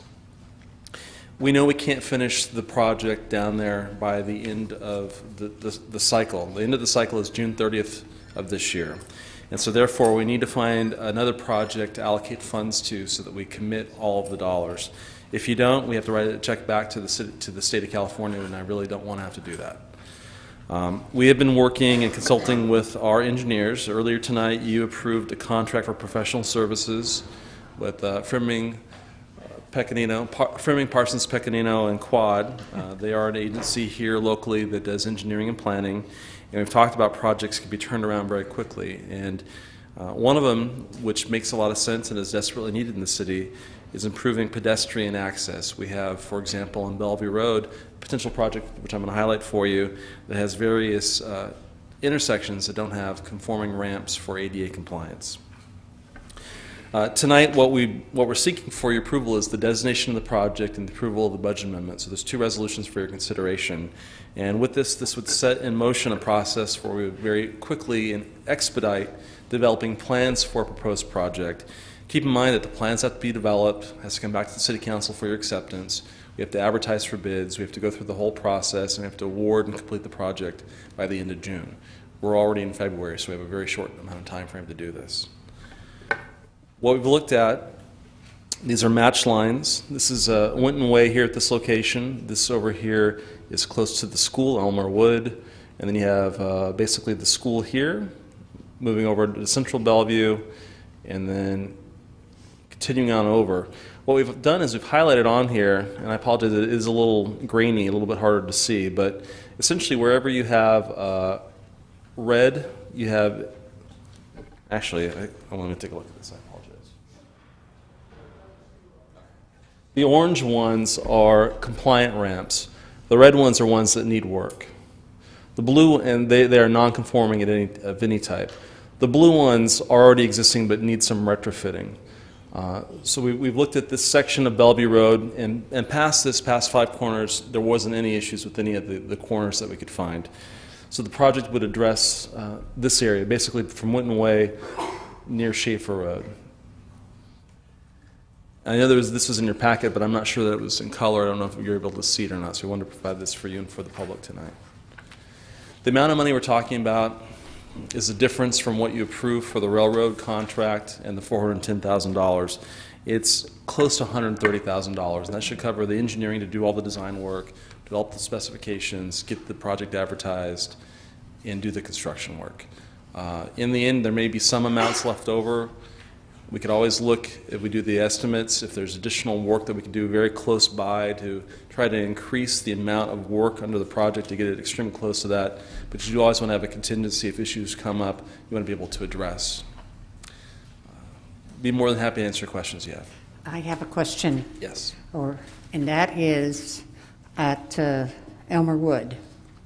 We do not have flashing signs in front of Elmer Wood. And we desperately need 2 flashing signs as we have at Brownell and Bellevue. That's the best thing we ever did, was to put those flashing signs, because then we know that people are in the crosswalk as well as the flashing on the crosswalk. But those signs are wonderful. And I'm wondering if we can include 2 signs there in front of Elmer Wood so that all of our schools on Bellevue have flashing signs. Yeah, those are the warning signs that are activated when the buttons are lit for the crosswalks. That's correct. We could definitely look at adding that in. We can put that in there. Okay, I really want to see us do that. I do not know why we missed it, but we did. And all of the signs that we have, flashing signs that we have on Bellevue, are fantastic. And I want to compliment Joe Rivero. I think he was one of the ones that spearheaded that, and the same with all of us. We really supported those flashing signs, and it's really helped our pedestrians, because we naturally... So, but that's the main thing. If you wouldn't mind adding that to it, I would appreciate it. Joe Rivero, followed by Jeff Rivero. Yes, thank you, Madam Mayor. I think it's an excellent idea to add that if the funds are there, and it was actually Jeff Rivero that spearheaded that section. So Give credit to both, because you both supported that. Thank you. Jeff. I was going to just say that I really like this project. I know Bellevue has had a lot of pedestrian versus vehicles, and we've had some deaths, and anything that we can do to make it safer for the people, and I can see you put in time and effort for this, is a plus for the city. So I thank the staff for moving forward with this. Thank you. Okay. Any other questions? Councilman Berkman? I'd just like to go ahead and make a motion to approve the recommendation with the mayor's recommendation included. Second. Okay, moved by Mr. Bergman. Seconded by Mr. Joe Rivero. City Attorney, do we have to have two separate motions on this, or will one motion suffice? I think one motion is fine. Okay, okay, one motion, that's all. I want to make sure we're correct on this one. Okay, so any further questions? Call for the motion. Call Mooneyham, for the question, I'm sorry. Yes. Berkman, Yes. Jeff Rivero, Yes. Joe Rivero, Yes. Fall. Yes. Motion carries. I want to thank you very much, Mr. McBride, for seeking this out and getting this and getting it so that we can use the money and do not have to give it back. Next item on the agenda is the adopting of the administrative budget and recognizing the obligation payment schedule. Okay, Mr. McBride. Yes, thank you again, Mayor and council members. You know, from time to time, you are asked to work as the successor agency, and this is one of those opportunities that you have tonight. Twice a year, we have to bring forward obligations for a 6-month period of time for you to look at, and it's important to do that because we have time limits imposed upon us by the state, which we have to follow. Unfortunately, the result of not doing that is up to a $10,000 per day fine, so we take this process very seriously. You are also the first step of about a 3 or 4 part process in reviewing and approving this document that you see here tonight. Your role is really to review this, provide input, allow it to be transmitted to the Oversight Board, which actually is another step from here. And then from there, it goes to the County Auditor Controller, and then finally to the State Department of Finance. So there's, as I stated, multiple steps in this. But tonight, as the mayor pointed out from the designation, it is basically your recognized obligation payment schedule. This is for a 6-month period that would start beginning in July 1st, 2014. This is really kind of the period in the financial status of the former agency where there isn't a lot of activity. We have a very small bond payment due, and we do, however, try to allocate internally the admin money that we can legally charge out for our services, so it's somewhat higher in this period than the other period. And we do that because of cash flow reasons. In the other period, there wouldn't be enough to justify, or there isn't enough cash to be able to do that. So we do include the admin budget at the full allotment that we're allowed to request. And essentially, the obligations that are included on there really are just to make our bond debt service payments and some very minor professional services that we need as we go through that 6-month period. I've reported to the council at one of the previous meetings that the next 6 months, basically from now through the end of June, are going to be very busy for us. You know, we're expending the use of bond funds for engineering services for the Atwater Boulevard, Winton Way plans, and the downtown plans. We cannot request money in this period here, July 1 through the end of the year, because we quite honestly don't know what the exact costs are going to be. So we're going to have a gap in time, and then at a later ROPS process, we'll be able to include those actual capital improvement costs for your consideration. But that's the status of where we are in this ROPS process, and I'd be more than happy to answer any questions. Any questions that we have of Mr. McBride in regards to ROPS? Any person in the audience wish to come forward and make any comments on this? Again, I just want to compliment Mr. McBride on his wonderful ability to deal with the state of California on this redevelopment process, and it's just been an unbelievable quagmire and a typical state, and he has just analyzed it and figured out how we can get our money and not have to pay them a huge amount. And with that, Mr. Bergman? Move to approve staff's recommendation as presented. Okay, Mr. Bergman moves to approve the staff's recommendation as presented. Is there a second to that? Second. Seconded by Mr. Mooneyham. Is there any further questions? Call for the question. Berkman, Yes. Joe Rivero, Yes. Jeff Rivero, Yes. Mooneyham, Yes. Fall. Yes. Motion carries. Verbal update, item 15, verbal update regarding the existing commercial development impact fees. Mr. McBride. Yes, Mayor and council members, we were asked to provide for a review, I believe, by the council, the existing impact fees. And actually, the residential and commercial are all incorporated into the same ordinance. And so in your packet, you received a copy of Ordinance CS 824. Just to kind of give you a frame of reference, CS 824 was adopted in April of 2003. So these are the same fees that we've had in place now for over 10 years. This is the basis of most of the impact fees that you have for the city. There have been some instances where new districts, usually benefit assessment districts, were formed for a specific purpose. Recently, we had a builder here that was looking to get elevations approved for an area in town, and a question came up about water supply and those types of things.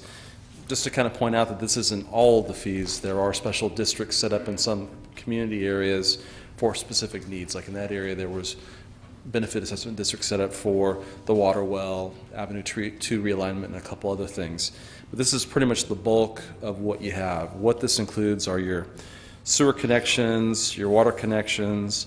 It also includes your park and recreation impact fees, government buildings for police and fire. Those are the things that are outlined in this.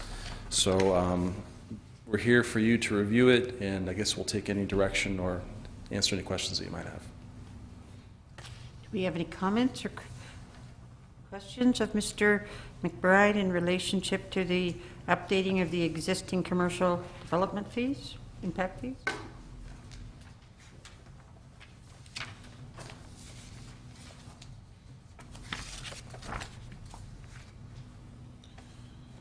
Mayor, if I could add one other item. Yes, Mr. McBride. We did actually consult with a financial advisor that does impact fee analysis, and we wanted to get a sense of what it would entail to do an update, a full update of everything. The big important piece of this is really defining what your projects are and developing the nexus study for it. And unfortunately, the cost of that, it's pretty significant. And we were looking at $70,000 to $100,000 to kind of redo everything. I just want to share that with the council. I may have mentioned that before, but we did kind of ask that question on an offline discussion to get a sense of what it would entail to do that.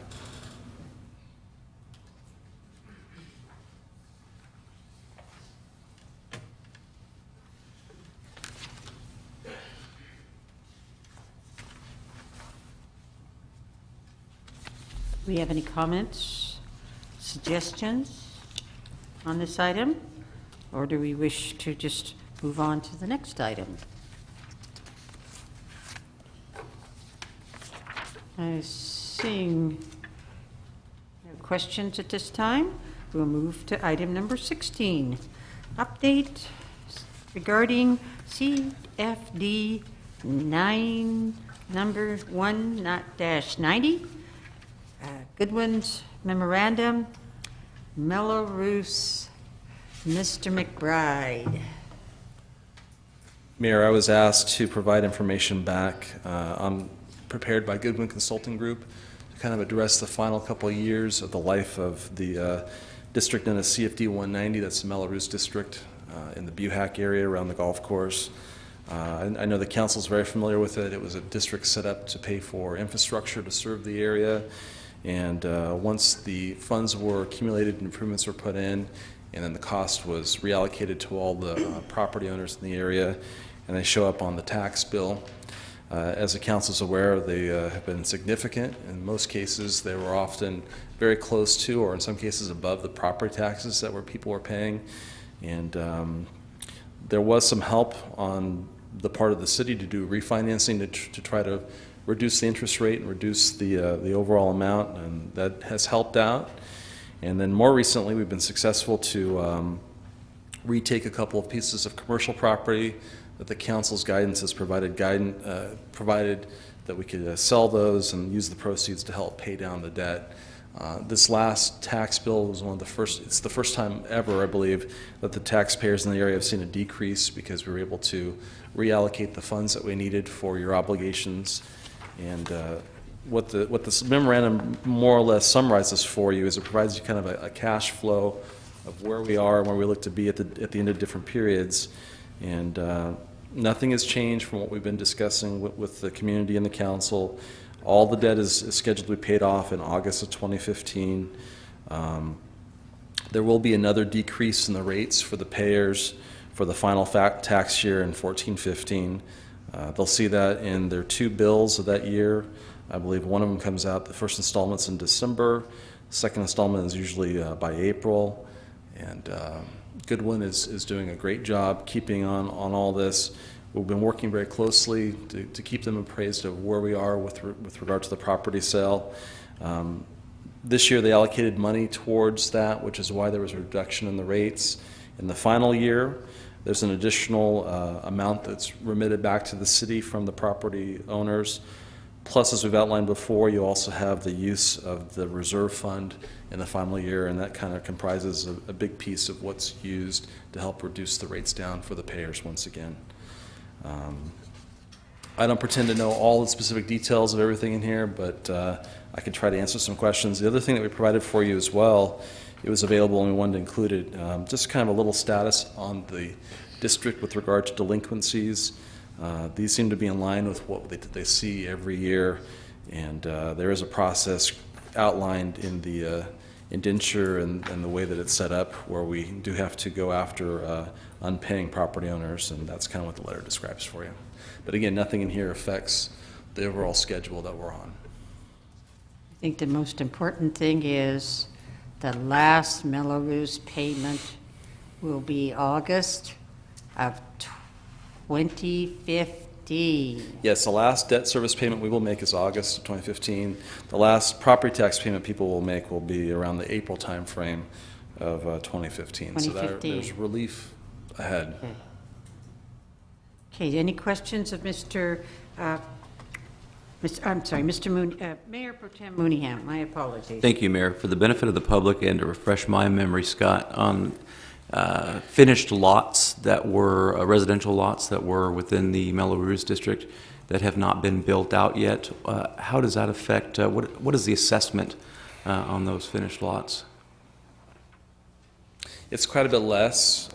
Finished lots, I don't have the full schedule with me, but it is less than the value of a lot with a home on it. So obviously, if, for instance, Stone Creek subdivision across from Osborne Park, Right. roughly, Right. If we find a developer who wants to go vertical and build those homes out, obviously that could stand to increase the collected Melrose taxes, correct?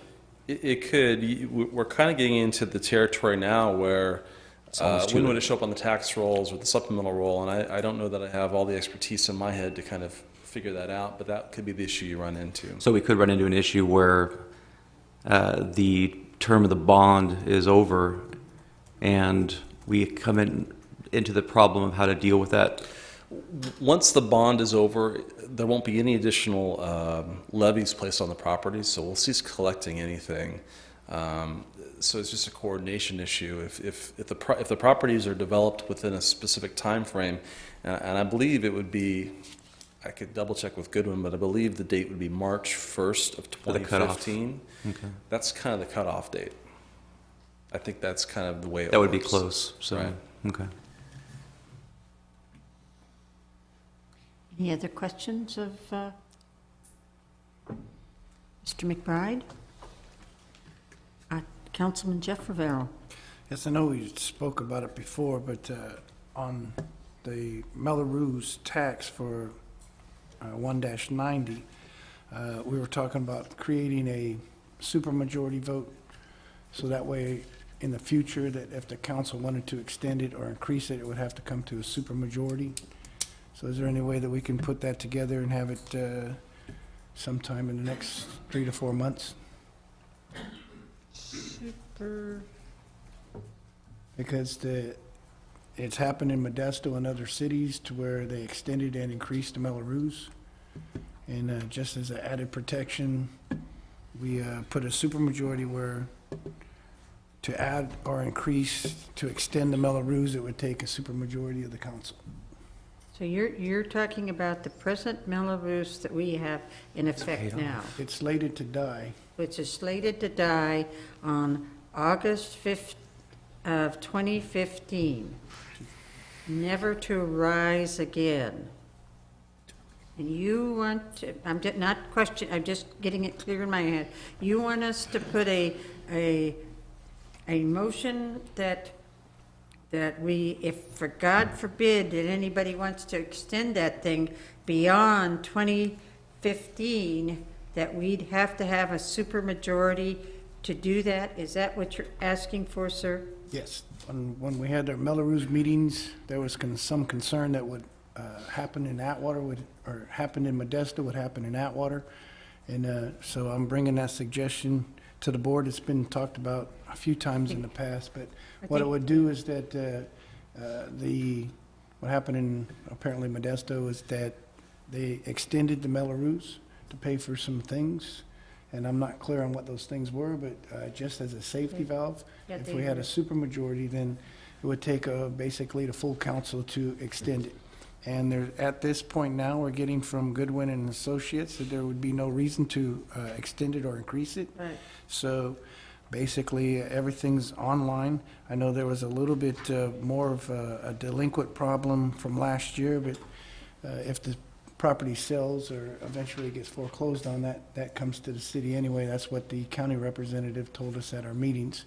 So this would help protect our Mello-Roos district people from it passing on a 3-2 vote on extending the Mello-Roos. The reason they extended the Mello-Roos to Modesto was because they needed more money, and they were nowhere near paying it off. Whereas we are going to pay this thing off and never to hear about Mello-Roos again in this community. And I can understand your concern, but I mean, it's up to the council as to how they wish it to be. I just think that there's, if you've had as many people as I've had come up to me and say, Miss Fall, when is Mello-Roos going to stop? And I say, 2015. And so, Councilman Berkman. Thank you, Mayor. I agree with Councilman Jeff Rivero.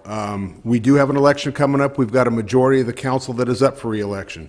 We've got a lot of citizens that are being affected by this, and I for one, am totally against the Mello-Roos completely. But I think to ease our voters, I don't see any harm in bringing this forward and having the council vote on this to make it a majority, just to ease the minds of the citizens. They deserve that much. Absolutely. We don't know what this election's going to bring. So to ease their minds, why not bring this back and make it a majority vote to change this so they can rest assured Right. that that this won't come back. City Attorney? Well, this is a new one on me, I got to confess. I would have to go back and take a look at it. The issue that always comes up in this context is whether a majority of this council can bind the discretion of future city councils and require a supermajority for action. Now, in charter cities, that is often easier than it is in general law cities, Atwater being a general law city, as you know. Not saying you can't do it, I'm just saying if we're going to look at that option, we should make sure that we can actually defend it if we go down that road. And I'm happy to take a look at that for the council. In Modesto and in other jurisdictions, they've done Mello-Roos taxes for a variety of different things. Some are done for infrastructure, and when infrastructure is paid off, it's paid off, and there's no basis for extending it. In other cases, Mello-Roos taxes are imposed for enhanced public safety services, enhanced for school services or other services, and in those cases, extending them is an option. And so we just have to take a look at that and probably look at our municipal code, and certainly to the extent this council wants to build in protections for its residents to prevent them from being subjected to an extension of a tax, we can look at how to do that best for the council. Councilman Joe Rivero, followed by Councilman Jeff Rivero. Yes, just two items. On here, you talk about the last payment, there a potential 30% reduction to the payees of this bond, so the residents can, and that's only an approximate, correct? The 30% that's here, potentially, for each of the residents?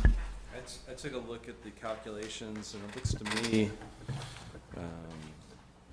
that from what's needed this year, there was about 1.5 million needed this year on the levy, and last year they're showing a little bit over $1 million. So that is a decrease. It's about 70% needed next year, so it is a decrease. So not only is this ending, and I'm firmly against any Melrose from what I've seen in the past that's taken place here. I mean, this is a long history that's going on here. And I'll just say this, I know that Mayor Fall and my father negotiated to end this with the attorneys on 2015. So this has been a thorn, I think, in a lot of resident sides, that they're paying a tremendous amount of money. I think a lot of residents didn't know what they were getting into. Some residents have even shown me their contracts where there's nothing listed on it. So maybe they had unscrupulous salesmen in some cases that did not list that, which is too bad, because when they got in, they found out, well, wait a minute, I'm going to be paying like several $1,000s more a year that they weren't counting on. That really shocked many people. So I'd like to see this thing in, and if it takes just a further guarantee to make sure that it's harder for any other council, if they do, there is a change, that it's harder for them to continue this. So I'm for this too, and I'd like to see this end once and for all. Councilman Jeff Rivero. At our first Melrose meeting that we had here in the city, there was close to 200 people there. And trust me, there was a lot of upset people. But over those 4 or 5 meetings that we've had, it seems like these people trust more. They see action happening. We're actually going out, talking to the people. We're bringing in Goodwin and Associates. And it's actually been more than a thorn in these people's backside. It's been a hole in their wallet, and it's hit them financially very hard. So anything we can do to let the Melrose people know that we are here fighting for them, and we're trying to put their best interests up front, I think it's just will not only put people minds at ease, but then it'll also be easier to sell homes in that area, knowing that you only have a year or two left on these taxes. So I think it's a benefit to us. So if I can make a motion to have that ordinance brought forward, if permissible, from our city attorney. Second. Moved by Mr. Jeff Rivero that we develop an ordinance that we cannot extend the Melrose beyond August 15, 2015, and that has been seconded by Mr. Berkman, city attorney. Is that how we're going to do it? Just go ahead and do that, then you'll figure it out whether this is just for, because the way I understand it, maybe, and I'm not an attorney, is that we're only voting for this particular Melrose that ends on August 2015, and we are saying we do not want to extend that. But you're kind of interpreting that it could be for all Melrose. So that would even be better, but that's... I'll go with whatever direction the council wants us to go in. We can look at the issue, we can look at two issues. One, whether we could put a prohibition on extending this particular Melrose, but then we could also look at it in general in the community. But I can look at it either way. I myself think that we need to for future Melrose, because this has been a real thorn and a real detriment to the city's citizens of Atwater, this Melrose. Mr. Mooneyham, Mayor Pro-Tem Mooneyham, followed by Berkman, followed by Jeff Rivero. I'm sorry, what was the motion again? City Clerk, motion. Is to direct the city attorney to develop an ordinance that would have a requirement for a supermajority to extend, add, or increase a Melrose, CFD 1-90, or in general, two different. Am I correct that we don't know if that's even a possibility? How could you vote on something if you don't even know if it's possible? And if so, we don't even know if there is a possibility, we don't even know what form it'll take yet. I would recommend we come back with a recommendation. That's what we're asking for, is recommendation, right? Just a minute. City Attorney? I think Councilmember Mooneyham's correct in clarifying that we need to bring back a report as to whether we can do it and then what form it might take. Okay. And that's consistent with the direction that I think we're getting.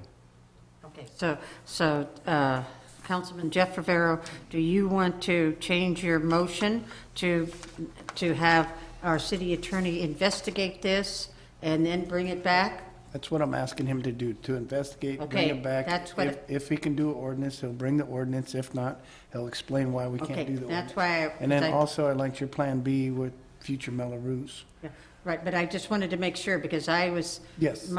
Your first motion wasn't that, so that's why I wanted to make sure I had the right motion, or maybe I got it mixed up. But anyway, we got it now.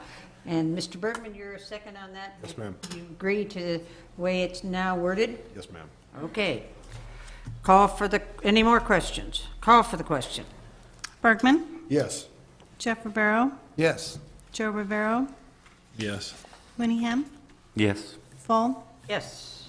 Motion carries. Okay, item number 17, verbal update on sign ordinance amendment.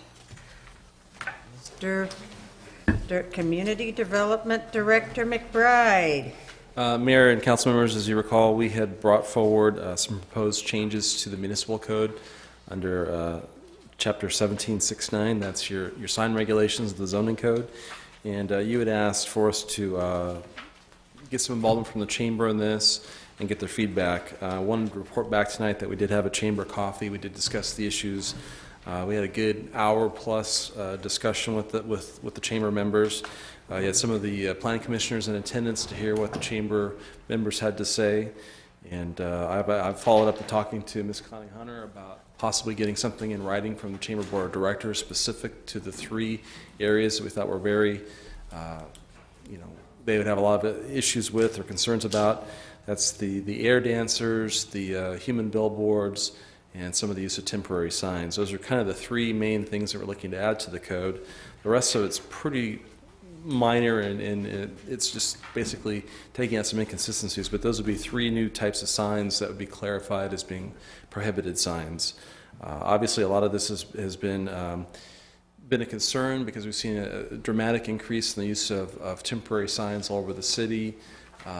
One thing that the coffee did allow for us to do is provide some education.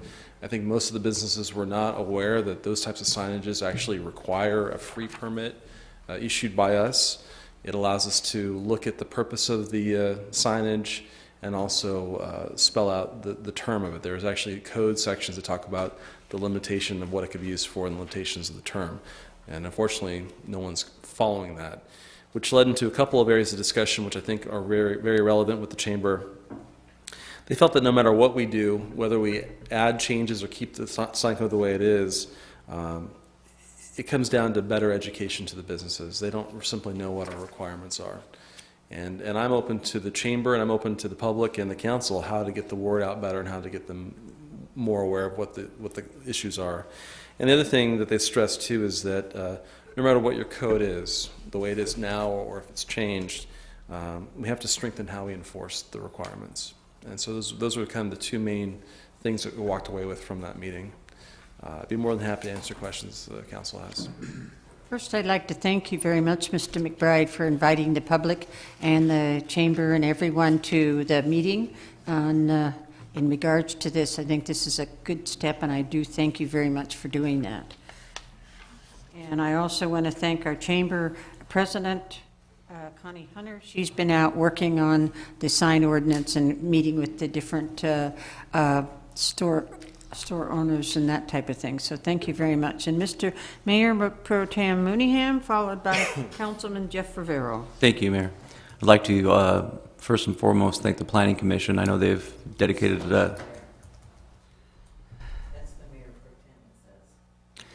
I'd like to go ahead and... Pro-Tem. Excuse me? Oh, did we get the signs wrong? There was a Well, snafu with the If I could signs, so- continue, please. You can go right Thank you, ahead. appreciate it. I know the Planning Commission has dedicated countless hours to that, as well as you have, Mr. McBride. I'd like to thank them for their commitment to this. I know it was made a priority, and they kept on pushing it and pushing it. It's been back before us several times, but I think you're absolutely right. Enforcement is where it starts and ends. Obviously, you can have the best ordinance in the world, but if you don't enforce it, it's worthless. And I hope, with my heart of hearts, that we do enforce this. I know that there are people serving on our commissions who are business owners who are in violation right now of the sign ordinance.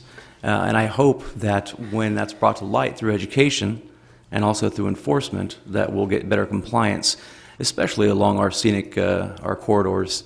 It takes away a lot, and it takes away a lot that the current business owners have really put a lot of effort into making it look respectable and a great place to do business. So I hope we come up with an idea that will strengthen the enforcement as we move forward. Thank you. Thank you. Councilman Jeff Rivero? I too want to thank the Planning Commission for working on such a long haul to get this presented to us, and I also agree that the enforcement is a key issue. But at the same time, one of the things I was worried about, and that's why I definitely want to hear from the businesses, is we don't want to have too many restrictions on our businesses to where they can't compete with the larger stores, because most of the smaller businesses are going to be the ones with some of the signages, where the bigger stores will go for the advertisements on TV and radio and newspaper. But one of the things I'm concerned about is where a store or a business will put 3 or 4 yard signs in a row. So I'm in favor of having a minimal amount of advertisement, but at the same time, I don't want to strangle our small businesses, where then we make it even harder for them to be able to compete with the largers. Thank you. Thank you. One of the questions I had, and I think you answered this before, Mr. McBride, but you took out the political signs and the requirements in regards to the political signs. Are we going to put those back in so that, because during the time of running for different political offices, we really need to have those requirements in there, because we've had, not with our own people locally, but we've had some people outside of our community that some of their signs have been on our premises for a long period of time. We still have a section in here, it's 17-69320. We're proposing to kind of take some of the older text out, which was maybe a little not as clear, and we tried to develop some new language that was more in tune with what you're actually seeing every election cycle. And one of the direction or input we received was increase the sign of the size for some of it, which I think we've changed in this. So no, there are still proposed changes in there. It falls under page 13 of your proposed ordinance. Thank you. I just wanted to make sure, because I'd missed it, and I do thank you very much for that. Councilman Jeff Rivero. I was going to ask if Connie minded if we could get any feedback from you, what the local businesses had to say to you. If that's Connie, if you'd like to speak, please.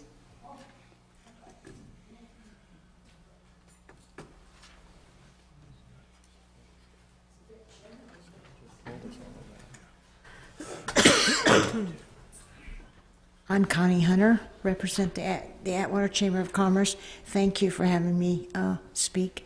I've been approaching the businesses in Atwater, and they don't want to be constrained, because many of them find that what they're doing, especially with the flags, it's increased their business.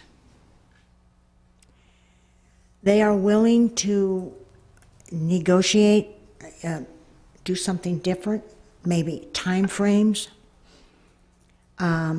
seasons of putting up their flags, having the human billboards, especially now at tax season. They don't like the small signs scattered around.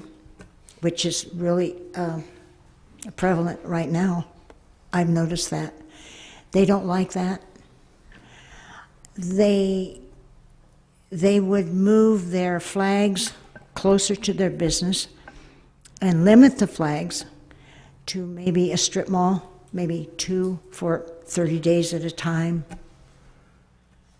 So they are willing to listen and they're willing to cooperate, but they don't want to be constrained. They're all struggling and trying to make their business go. So that's what I'm hearing right now. Thank you. Thank you, Connie, for taking the time to do that for us.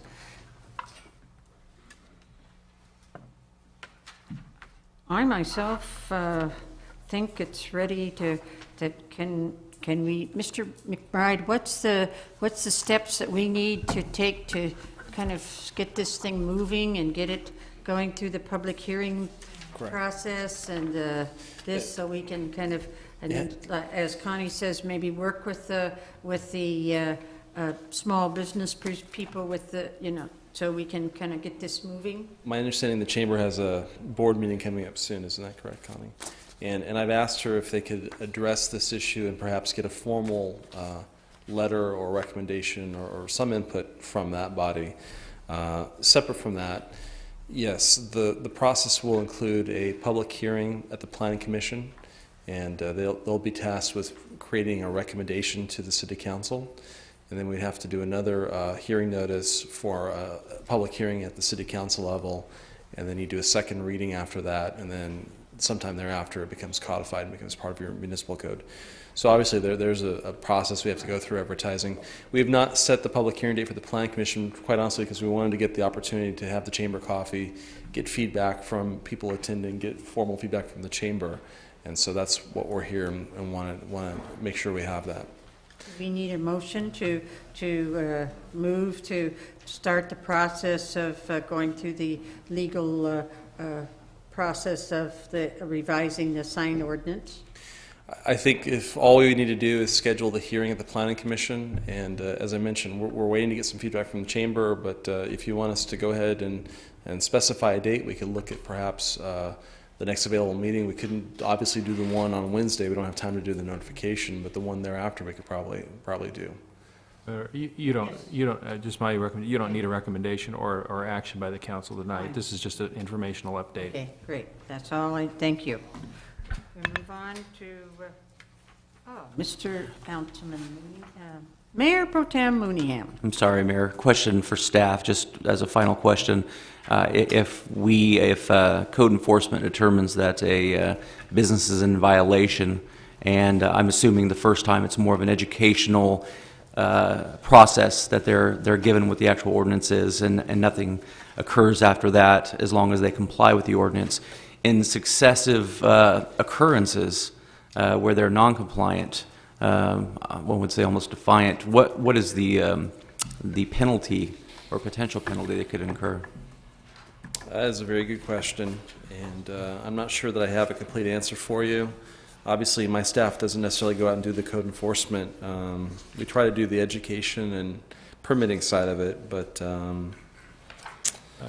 If I can just, Scott, I think the chapter 1769-720 provides that it's punishable by a fine of up to $500 per violation. Now, punishable means that there's some discretion on the part of the enforcing body, and that's where code enforcement comes in with their sort of a progressive discipline sort of step-by-step process. And that's what we're talking about on this ordinance and a series of other ordinances about how to better outline those steps for the people that are potentially violating, and so they have a chance to bring it into compliance voluntarily. So I hope that answers the It does, and obviously the city of Atwater isn't out to ding our local business owners, but in some instances where there's been repeated flagrant displays of signs, even after they are educated and told, this is your ordinance, please comply with it, there needs to be a hammer to obviously get them into compliance. Yep. Thank you. Thank you. Okay, thank you, Mr. McBride. for all your presentations. Item number 18, verbal report. Madam Mayor, I've had my I'm sorry. button on for a while. Joe. My apologies. Mr. McBride, we have one more question, and I missed it. I missed Mr. Rivero. Not so much of a question as a statement about this. I want to see an ordinance that doesn't restrict our businesses. I mean, I can see where, like Mrs. Hunter was saying, that in some cases they might put, and I've seen this in the past, where one business will have 20 signs up all over the place. But I don't want to see anything that's hampering them or saying, no, you can't put up signs. I mean, they're in the city to do business, and I think that they need to have their opportunity to sell their product, no matter what it is. We still live in America. You have the right to say, hey, look at this. I got this great product here. And so if somebody doesn't like a certain type of sign, well, to me, that's kind of a problem, because we're still in America. They want to promote it as long as it's safe. It doesn't take up any too much room, blocking out the views. I don't want to see us become this police state where, oh, no, you got signs up, out you go. And in a way, it kind of feels that way. I think some of the business owners are kind of feeling that way too. So I want to see something that sets a rule that's reasonable. Okay, 2 signs for a business, not 50 signs right in front, because you're getting the message out. So that's one of my issues. Another one too, I was looking at political signs. Now, it's exceeding, on this one, they're showing you're going to make them larger in the residential area. I think that's kind of unreasonable. You don't need to make huge signs in front of every house. I mean, in the past, there was 2 signs. They didn't have to be 126 square feet. Is what it's going up to. No, I'm sorry. It would actually be 16. It's hard to see, but it was 12 before, and the 2 is struck It's out. going so up it'd to be 16, so it is increasing. And we had just, small signs in the neighborhoods, and the big signs out and about in the open field areas or in front of large lots of businesses. So, and I looked at this too. It says no sign, in one case 4 feet, nothing over 3 feet.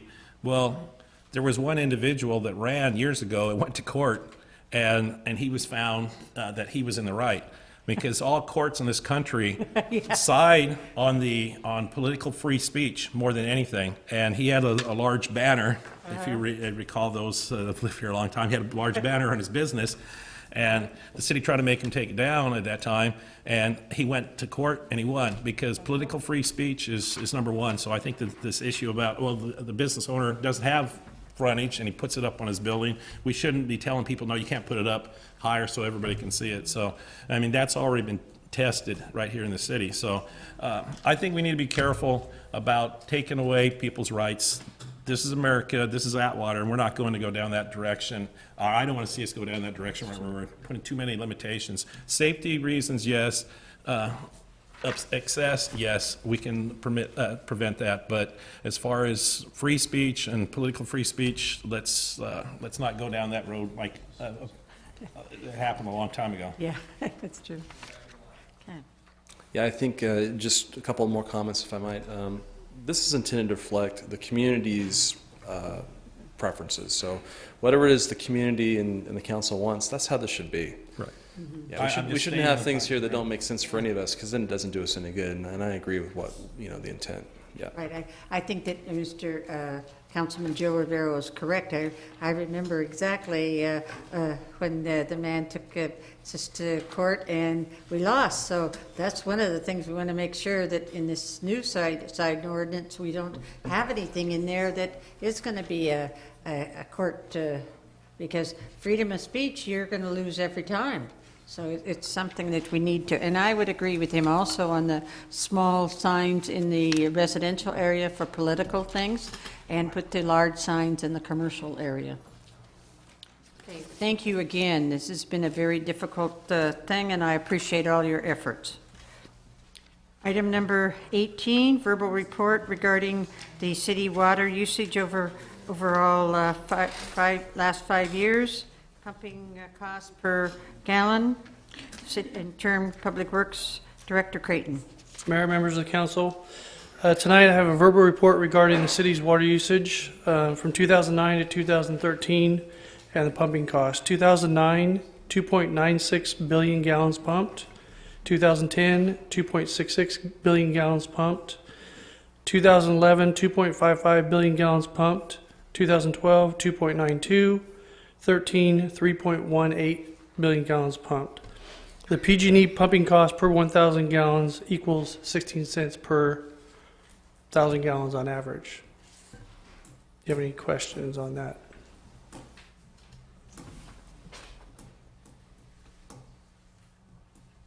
Do we have any questions? Yes, Councilman Jeff Rivero, my apologies. No, when Dave Church was at some of our Public Works meeting, he talked about the state mandate and the water usage, and the state required that the city basically put in water meters, and we're looking for a certain amount of reduction.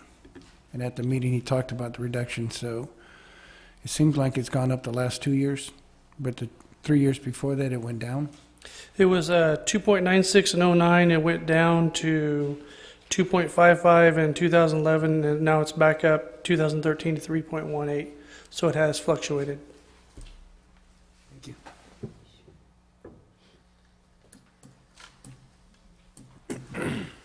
Any other questions? Yes, City Manager Pietro. Paul, how many wells are we down currently? 2. And where are they located at?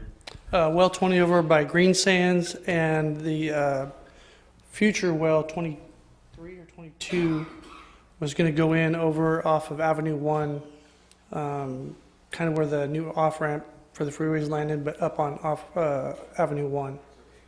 So right now I'm working with Scott and city engineering to try to get well 20 back online. Staff already previously did a test well at well 20 by Green Sands, so that they could determine whether the quality of water was good or not. They did that. They did the test well, so we could save some significant amount of money by further developing that well, and I'll be coming back to the council and get direction on that. But we currently don't have funding to do that development of the well, so I'm going to be looking for direction on that. What was the cost of that? Do you remember?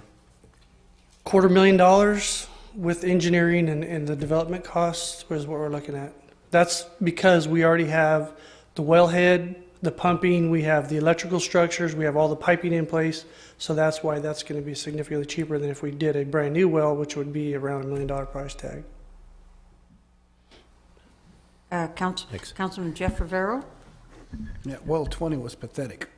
In fact, they opened up some of the fire hydrants down the street, and when I came home, I thought that someone had taken crushed brick from a baseball field and dumped it on our streets. Yeah, that well had collapsed, so yeah. And I know a few of the residents that saw me driving would wave me down and talk about how bad their water was. They wouldn't drink the water anymore, so I'm fine with putting that well back up, but by God, it better be clean, because it was horrible last time, and I can't express how bad the water was. And one thing I know the city managers looked into is there's loans out there for no interest and low interest, just for that exactly. Actually, the chief's already talked about that. City manager talked about that, and he has me looking into those along with engineering. They have there's potentially some grants out there that we might get some assistance with that we're looking into right now, that hopefully we might get the entire cost covered on this if we qualify. We may not qualify. Grants first, and then yes, always free money first. Low interest. Thank you. Councilman Berkman. Thank you, Mayor. I was going to request this at the end, but Mr. Creighton, do you think it'd be possible at our next meeting to come back and give us a presentation on our wells, maybe with a map for everybody to know exactly where wells are located, where they're at as far as in service, what we're looking at, I mean, cost-wise to service these wells, some information on that, the quality and the output of these, so we know where we're at on our wells. If we've got some that are getting weak and we know we're going to have to put some money in the near future to repair them or possibly even replace some of these, just so we know where we're at and give us an idea on our system. Yeah, I think so. I think maybe not quite the next council meeting, but the one after, so I don't If give you it'll take a false little time longer to frame on get it. the information, I'm fine with that. I'd just like to see something in the near future, where we're at, where our wells are at, what type of water they're putting out, and the level Yeah, of I think production. we'll covers the water master plan, and we'll also go into what we're currently doing as far as the pumping and other things that you asked for. Excellent. And maybe put something overhead is what you're asking for? Okay. And then we'll talk about the progress in the water meters. So isn't it by 2025 that every person in the city of Atwater is supposed to be on a meter? Is that correct? Correct.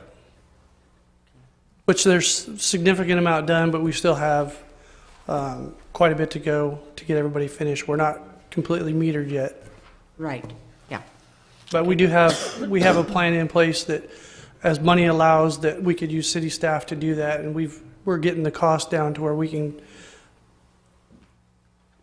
can develop that and execute that once we get more funding.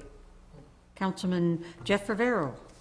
One other thing, on well 20, would you mind, since you're doing a report, can you get the energy usage on that well? Because I know that there's some grants out there and also 0% interest when it comes to clean energy. So if you were able to make well 20 go green, then you might be able to tie in your water bill along with the energy efficiency. Okay.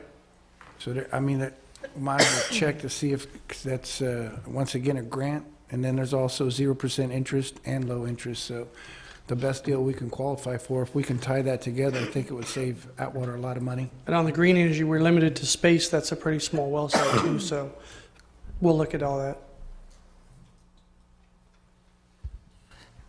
I thought we had a plan to go green with most of our wells. I thought that But 20 is not involved. It's 20 is not It's involved. not part of it. Okay, thank you, because I But thought. it would be nice. Yeah, okay, thank you. City Manager Pietro. Hey, Paul, you passed out Chapter 13.13, Water Conservation Program in our ordinance. And I'm reading it over, and some of the mandatory prohibited uses, I don't feel they're strong enough. I totally agree with Mr. Price's, presentation that comments from the public that we need to do something. Do you have any conservation measures that you want to bring to us in the near future? I think we could. I think we could borrow from our sister city over in Merced. They have some pretty good measures they're doing over there, and we can enhance. We're currently, the water department is educating the citizens as they go out and they see anybody water abusing, water running down the gutter or anything. We make contact with the homeowners. We put a door hanger on their door. We notify them, hey, we were at your house. We couldn't make contact with you. Please change your sprinklers. Please reduce the water wasting. We're in a drought. We do a little handwritten note with it too. We could enhance that. I'd like to do a little more public outreach, but again, some of that will cost some money. We don't have that budgeted this year, but as we're working with the city manager and finance director, I'd like to allocate some of that into next year so we have some type of a mascot or something and educate the kids of the schools, talk to the business owners, and as we're working with new development, really hammer the water conservation with landscaping and other water conservation measures there. Thank you. Can we bring back for the next meeting to a thorough review of the water conservation program that we have in the city of Atwater and the possible making that a year-round? What? I could answer that. It is a year-round water conservation you currently have. Okay. And it would be this, not this one, but 2 council meetings from now. Okay, so, but we're going to, we know we have it, but we're now going to enforce it. We've been enforcing it Okay, since I've been here. I'm the interim director. Okay. Staff's been notifying people, and actually more staff than just the water department. Other members of Public Works have also stepped up, and we're all trying to do our part because, we are dealing with a precious resource here. Thank you. And I see Mr. Wallace behind you. So, Mr. Wallace, if you wish to speak, and then followed by Councilman Jeff Rivero. Mr. Wallace? Yes, I'd just like to say something. Wayne Wallace, 1653 Van Terrace. I do that newsletter. It goes to 3,000 homes, I understand, in this town. I am doing the March-April one right now, and I've got a lot of water stuff. So I would like to have something in writing, either from you or who wants to give it to me. This is the time that we need to hit it. The one coming out, it's got a lot of, what do you call it? Subliminal messages. Yeah, so read it closely. But I come from a water family. My family were well diggers. Some of them were. But anyway, can we get me something by the 24th? I thank you very much. Thank you very much. Okay, do we have any other questions of Councilman Jeff Rivero? My apologies. No problem. The list you gave us, Paul, is this the current That's regulations? Current municipal code, correct. All right. Is there any way that, I think last meeting, I think the number one thing we should do is try to let people know what the rules are as much as possible, because I think our lack of communicating that is probably an issue. Correct. And now I think everybody's aware of drought, so I think more people will pay attention to it. And I'd like to ask people to voluntarily do as much as possible before we add any more restrictions or fees on them.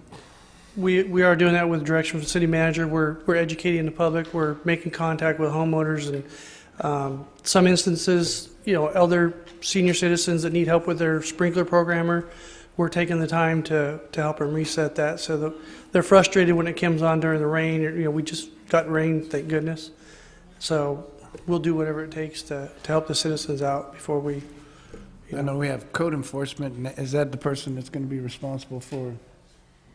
Because right now on code enforcement, we've put graffiti on top of it, on top of the normal duties, plus sign ordinances, and now we're putting water on them, and we have one person. Well, So- currently, if you look at the bottom of the second page, it holds me as accountable, the Public Works Director accountable for the enforcement. And then the designees would be all the members of the Public Work Department to make sure we enforce that. And That's we're what using I'm- an education approach right now until we get everybody educated, and then we start with the enforcement. And you see on the paper there how the enforcement would So be triggered. Your code enforcement is also your public works people for water? Correct. You'll be going around putting the hangers on the door? Yes. Because I just didn't, our code enforcement person. No, Pretty code well enforcement involved. person wouldn't handle it right now. Wouldn't handle But I this. mean, they would assist us if we needed. So if there's a call, he could help dispatch, but. Do the citations. Otherwise, citation. All right, thank you. Judy Bowling? Yes. What are you doing over the swimming pools? The filling of them, the letting them run down the gutter, the refilling of them? And I witness, a couple of places on the block I live on that dump their pool monthly. Monthly. Because they have animals. Oh, my. So I think that, we're getting real short on water. I think that needs to be addressed during this period of time. Thank you. Mr. Creighton? There is a requirement they need to get a permit if they're going to drain their pool. It needs to be dechlorinated, et cetera, and they can reach that at the Community Development Department. So if they're doing that, they're in violation of the municipal code also on that. We did have a couple of residents call today, as a matter of fact, at Public Works, asking how to do that, and we explained it to them, but she is correct. There's the occasional violator out there that's. Thank you. Any other questions of Mr. Creighton? Before we move to item number 19, verbal review of Public Works Department activities and projects. Sounds like you talked to us about some of the projects already. Yes, and those were, I won't go back over those, make it short and sweet. January 2014, potholes filled, 612. Streetlights repaired, 163. Street signs repaired or replaced, 184. Repairs to government buildings, 44 calls for service. Repairs and services to fleet equipment, 86 units serviced or repaired. Citizens reported service calls, 77. Conducted inventory of surplus items for 2014. And cleanup and reorganization of the corporation yard ongoing. and obviously the water conservation. Any questions of Mr. Creighton? Councilman Jeff Rivero. Were any of the streetlights replaced? Because we just did the LEDs through the PG&E. We haven't had any problems with those because they're under guarantee, correct? They are guaranteed. We're trying to track. We have one that's starting to fail over on Winton Way. We're trying to track down how to get reimbursed for that. Those repairs on those lights are $700 a piece. So it's nice to have the LED, but it's going to get us on the backside when they start going out. So we're trying to figure out what the warranty is on that light. Yeah, I thought, and it's been a while since we had the Public Works, but I thought it was 15 years. Yeah, I'm trying to track down a chunk that of time. paperwork. So if anything is LED, then let's check to see if we can get the warranty on that, please. Okay, will do. Any other questions? Okay, we'll move on to the item number 20, City Council matters. We'll start off with Mr. Joe Rivero. Thank you, Madam Mayor. I've already stated this to our officer, but I didn't mention our city manager, police chief Pietro, who was out there during the situation that happened by his school. So I want to thank you, too, for being out there directing it all. It went, as I said, it went very well. So once again, thanks to you and thanks to all the officers in the city of Atwater. You did an outstanding job to prevent a bad situation from becoming worse. Also, I'd like to ask, I think I've asked before, but I'd like to see a list of grants that we have for streets. I'm glad that we're filling the potholes now, but if we get on the grants right now by this summer, right when you can go out there and do a lot of crack fill and everything else, if we're prepared, already have our grants, getting them in, then by this summer we'll be able to, if we're fortunate enough to get a grant, to take care of some of those problems that are out there on the road. So I have that scheduled for the 24th, next council meeting. okay, well, okay, thank you very much. Okay, Councilman Jeff Rivero. I'd like to piggyback on your lockdown situation. I'm not sure if our city manager is better than our chief of police, or our chief of police is better than our city manager, but I know they're both doing a great job, so I want to thank them. Also, I want to wish everybody a happy Valentine's Day, which is coming up, and also to wish our Olympians in Russia. So far, security's gone well. Everything's been going good for our athletes, and I wish them the best of lucks. Thank you. Mayor Pro-Tem Mooneyham. Thank you, Madam Mayor. It's already been mentioned, but visibly seeing the effects of all the cold patching, the pothole filling that we're doing throughout the community. I know we don't have the money to do it right, but that certainly helps a whole heck of a lot. So I'd like to thank the Public Works Department for their efforts. Also, this is the beginning of a basketball season that just kicked off a few weeks ago. I'd like to compliment Parks and Rec Director Ferretta and also Supervisor Burton. As usual, excellent program. Fine people as coaches, fine officials, and just an overall shining star for the city. So thank you. Thank you. Councilman Berkman. Thank you, Mayor. I just have two agenda requests for our February 24th meeting. At our previous Finance Committee meeting, Councilman Jeff Rivero, myself, City Treasurer Heller, and Mr. Zanoni discussed the possibility of moving our Finance Committee meetings to the fourth Monday to be held prior to our council meeting. And I believe the general consensus then is that we were all in favor, so I'd like to have that agendized so we can take action on that. And the second one, I've been reviewing a lot of our commission meeting minutes, and we've got several minutes where there are no items agendized, yet we still have a meeting. With our directors being extremely busy, Mr. McBride's plate is overflowing. I think that's a misuse of his time, as well as we're paying our city attorney to be there. That's a cost that does not need to be taken on by the city. So I would like to have it brought in to discuss the possibility of giving the city manager, upon the director's request, the opportunity to cancel meetings with a proper notice when there's no agenda items. I think it's prudent, it's cost-saving, and I think it's something we need to look at. So thank you very much. Thank you. First of all, I'd like to thank Wayne Wallace And I'm sure Mrs. Wallace has a part in it also, yes, for his outstanding duties and accomplishments with our newsletter. It is a job well done. The last one was beautiful, and I just wanted to compliment you, and it's a real asset to the city of Atwater, what you've done for us, and I just want to thank you on behalf of the council and the citizens. Next, we have the cleanup day coming up on, citywide cleanup day coming up on March 15th from 7 to 2 at the Corporation Yard. So please put that on your calendar. It's a large object day, so whatever you can't fit in your toter is what you bring. And remember, you cannot bring oil, you cannot bring antifreeze, and you cannot bring paint. Those items are considered hazardous, and you cannot bring those items. You can take those items to the county dump and landfill, pardon me, no longer dump, so that you can take them there. But we accept anything else. And seniors, starting tomorrow, February 11th through March 12th. If you have large objects and you do not have a way to get them to our cleanup day, we will have volunteers that will go out and pick up the objects for you. But you must call and make an appointment so we can get your name on the list, so we can make sure we get out to pick those items up.